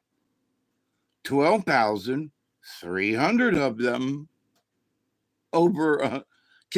How many times do we have to repeat this? Until they get it. That's what's being cut from Social Security. 12,300 people over 105 cut from Social Security. Oh my God. What? They were all over 100. Yes. How many? 12,300,000 people over 105 on Social Security. Yes, we cut them out of the rolls. Yes, we're not going to pay them anymore because they're dead. And but the Republicans are going to kill us all. And all the rest of us Social Security people might actually get a raise. Shut up, to these folks. Cheers.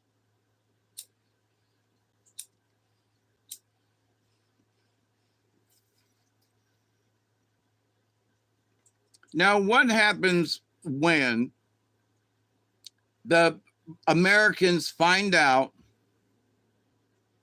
that the 12,300,000 people over 105 or whatever that was are what's being cut from Social Security? Are they going to believe that that's all that's being done? But the thing is they have the numbers.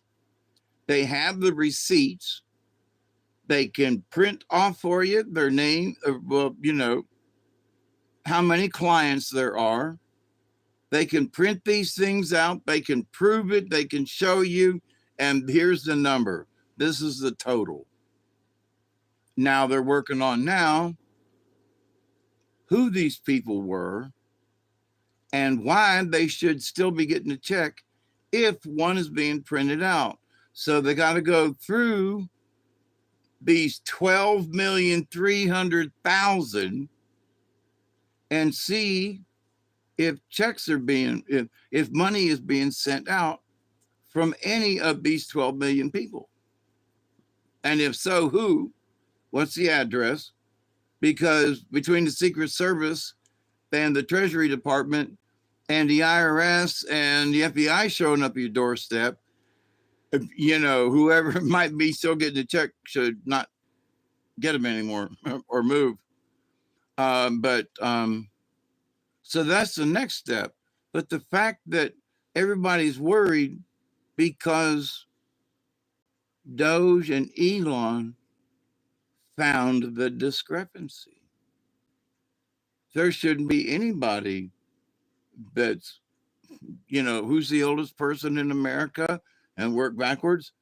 Anybody that's getting Social Security who's not the oldest American should not get a check, right? Well, I'm older than her. Prove it. You getting Social Security? Yep. How old do you claim to be? I'm 100 and something. Okay. Well, I'm 110.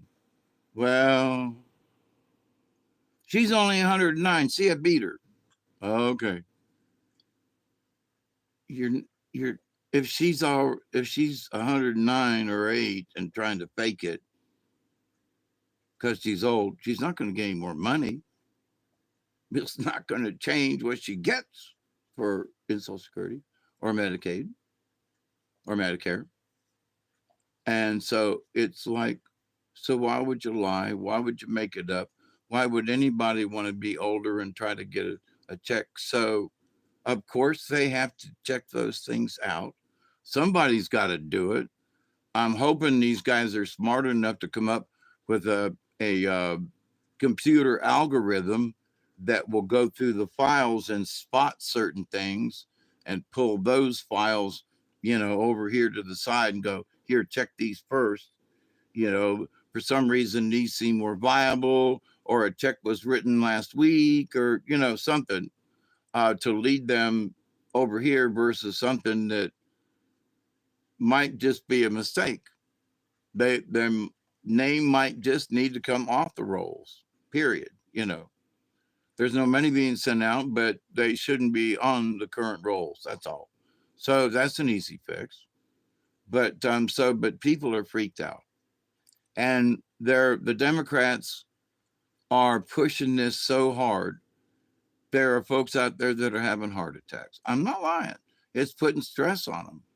And like I found out about my my neuro cardiogenic syncope,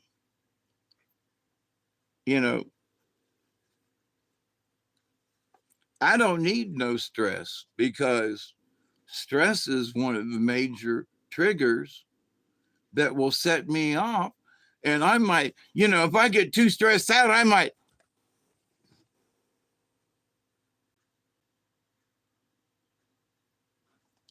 faint.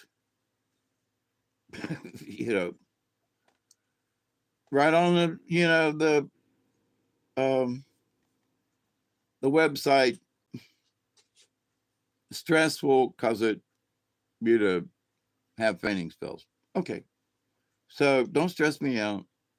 Quit making up lies, because the people who are telling the lies to the seniors who are listening, both sides, they're creating stress on old people like me that have heart disease and are taking medicine, which I need to take because I'm late. But at taking medicines, they have ongoing conditions.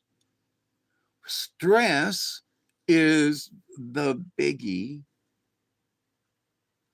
to set some of these things, trigger. They use the word trigger on the website.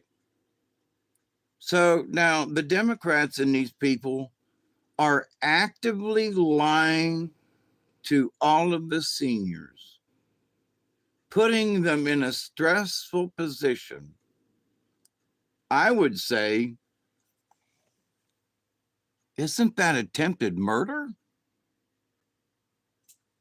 If you knew you were telling a lie to stress somebody out and they started having heart palpitations, which I'm having a little bit right now myself, but it just comes and goes. But anyway, I need to take my meds. But that'd be interesting. Watch me have a heart attack. That'd be fun, huh? Not. Somebody call 911. I know I shouldn't joke. But better to joke than to worry about it. But so anyway, so here's Chuck Schumer on purpose putting on it's gonna do all the seniors gonna be, you're never gonna have and you come to find out there are 12,300,000 people, over 105 on the Social Security rolls. Cut them, get them out, figure it out, hire a couple of people, get some people from the IRS to track some of these phone numbers down and some of these things. You're legal. You've been through security. So here, help these guys sort these 12 million people out. These 12 million files. It's going to take a while, but get on it. That's your priority. Start with the biggest number. Start somewhere, chop them up, get rid of, have folks going through them, making phone calls. Is this Larry Smith? That's 107 years old. Yeah, I'm 108 years old. I just had a birthday. Well, thank you. We'll keep you on the roll, sir. Ring, ring, ring. Is Johnny Cash there? Johnny Cash. Oh, no, he's out grocery shopping. Oh, yeah? He's out grocery shopping. Oh, yeah, okay. Is he the one that's 120 years old? Yeah, how's he getting around? Wheelchair? Oh, he's got a motorbike. Oh, cool. Yeah. He turned 120 last week, huh? Got his birth certificate? How many candles did it take? Did it burn the house down? Did your fire alarm go off? Oh, I'm from the IRS. We're looking for people that are committing fraud against the government. Click. What's it going to take? And having been in situations like that, where you got to call somebody or do, it's like it's going to be somebody's job to track down, if any of those folks were getting money. I mean, there's nobody that living that is 130 years old. So you should be able to cancel that account out regardless of what happens. Like, well, somebody didn't get a check, but there is nobody. That somebody is not 136 years old. Sorry. And if he wants his check, he needs to come into the office and prove it. Just saying. We have no proof. So, here's our cutoff.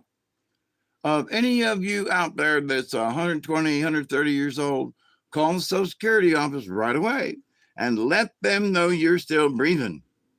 If not, your check's being cut on Friday. I mean, cut. No check. See if anybody stands up. Come on, guys.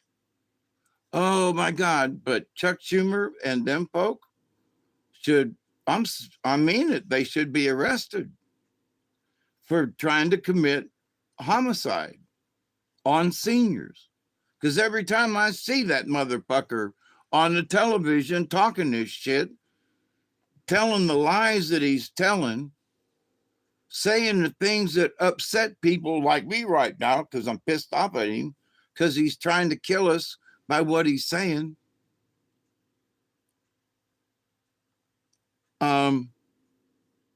I should call up a lawyer and say, I would like to have Chuck Schumer arrested for attempted murder because I listened to his speech the other day. It stressed me out so bad that I had to take nitro. I had to call 911 and I had a minor heart attack. Chuck Schumer tried to kill me. Arrest him for attempted murder. I wonder if I need to go to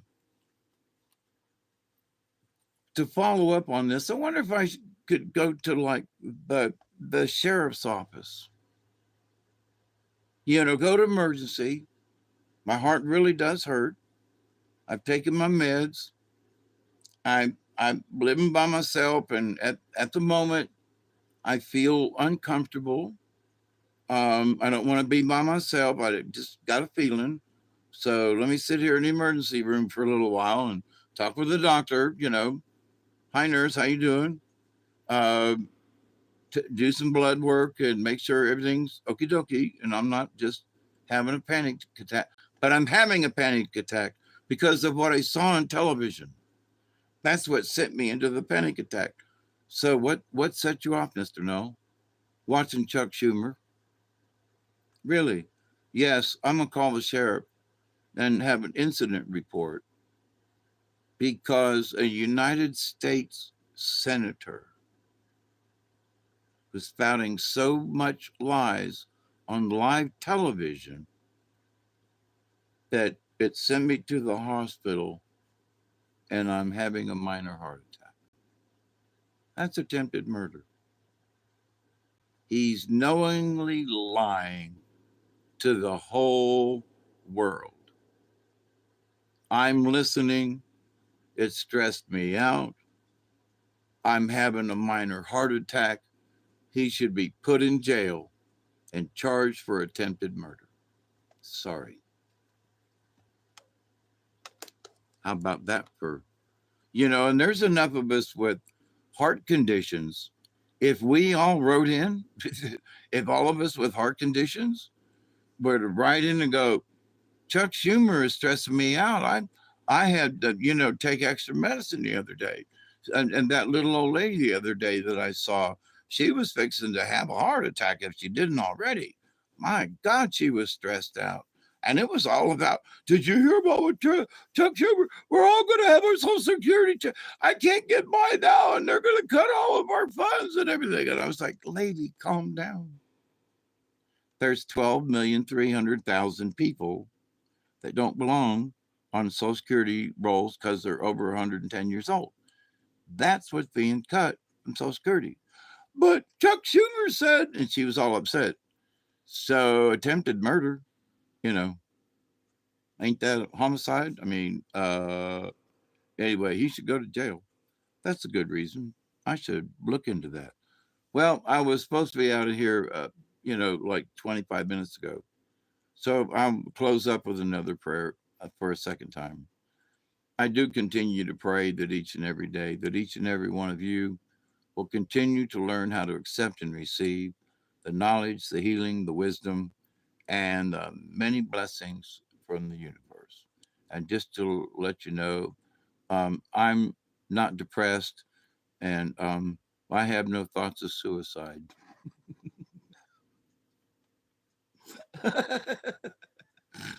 Oh, but anyway, so I love you. Please be safe. Have a great rest of the week. Have a great Wednesday, and we'll talk to you soon. On Saturday night, I'm going to be live with Robert at 10 o'clock if you're still watching this. And we're going to be talking about, thank you, Lucky. You too. There is somebody still awake out there. I know I'm talking to the internet and I'm putting these thoughts and hey, Lady Spitfire, right? Yeah, man, my eyes are really getting bad. Well, on the 4th, they operate on my right eye. And when they get done, I'm going to be a cyborg. They're going to take out the lens and install a new one. So when they get done, my right eye will be like the Terminator. And then I'll go in and have the other one done. But here's the thing. I know I'm supposed to get out of here. Oh, what nights?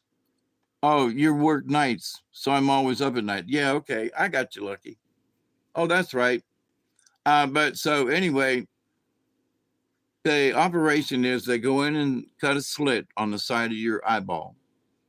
And they go in and take the lens out and they clean out the junk and muck that is my cataract issue. And so they clean it out.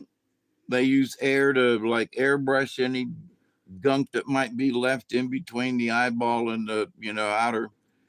And so then they have these special plastic lenses, much like no, I can't. I want to see one. It's like, what do they look like? But they're like contact lenses. So they take your old dirty lens, it's all scratched up and everything, clean it out in there, and they pop a new, more or less permanent um, contact lens in between your eye, outside eyeball and inside, you know. So they pop it in there and they adjust it because they know where it's supposed to go and the distance from your eye to the lens. Otherwise, it'll be out of focus kind of thing, right?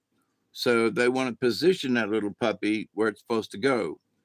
But it's really in all shades and pores, everything. It's really nothing more than a glorified contact lens, but it will go inside my eye. Hey, Chloe, what's up? Blessings to you and a great big hug. So in talking with people, you know, at this stage, I've been operated all over the place, right? Legs, hands. I've been sewed up, you know, from, you know, having almost my fingers cut off. You know, I've had all these stitches in my leg when they operated on it 3 times. You know, they operated on my neck 3 times. They operated on my back twice. You know, so, and I ain't counting other stuff, you know. So I've been cut on and, you know, beat up and everything, but having my eyeball cut open, having the lens or, you know, the lens pulled out, and the contact lens reinstalled. Now, I'm not really scared, but it's that, but my eyesight here, you know, in these last few months has really gotten bad. And so I'm looking through crap all the time. And nothing's really in focus anymore, even no matter how hard I squint. Uh, Fine print, even with a microscope, I can't read it. You know, it's time to do something. I could still get by, but it's really getting difficult. So if insurance is going to pay for it, now I done put $500 down today, and $200 down on the 4th. But that I will be able to see like I used to be able to see. And it's been so long, I don't know if I would know what it is, you know, but that I'm going to see clearer, that I won't have all this junk in the way, and that I'll be actually able to focus, you know, on something.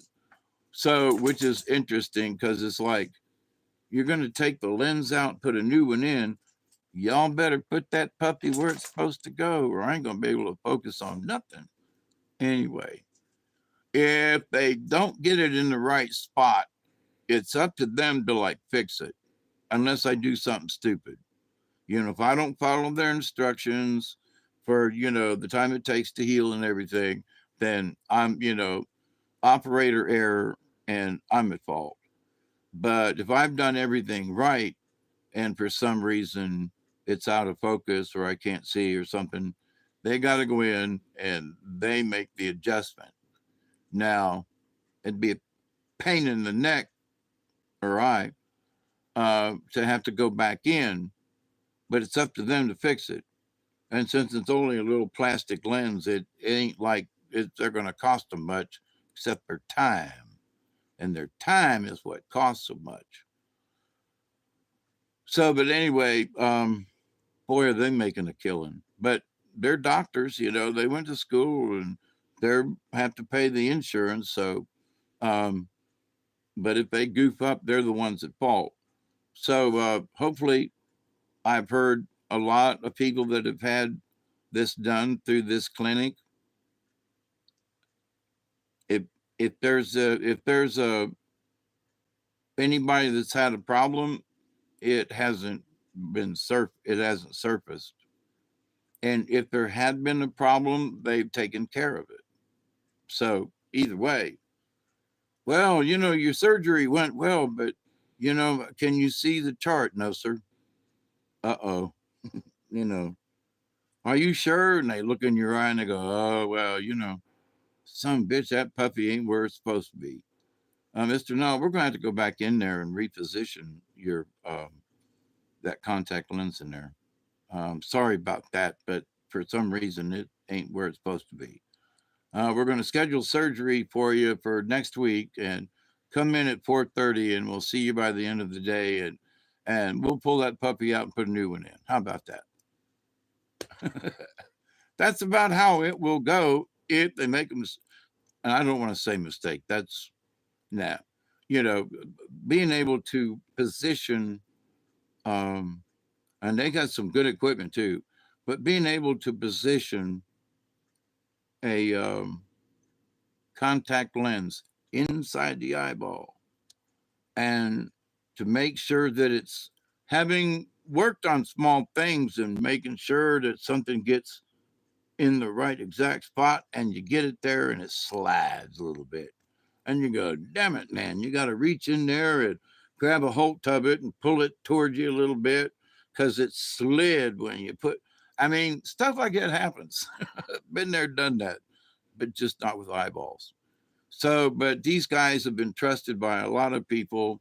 Nobody has tried to sue them over the 20 plus years they've been in business. So I'm going to trust them, but it's obviously another something different, you know.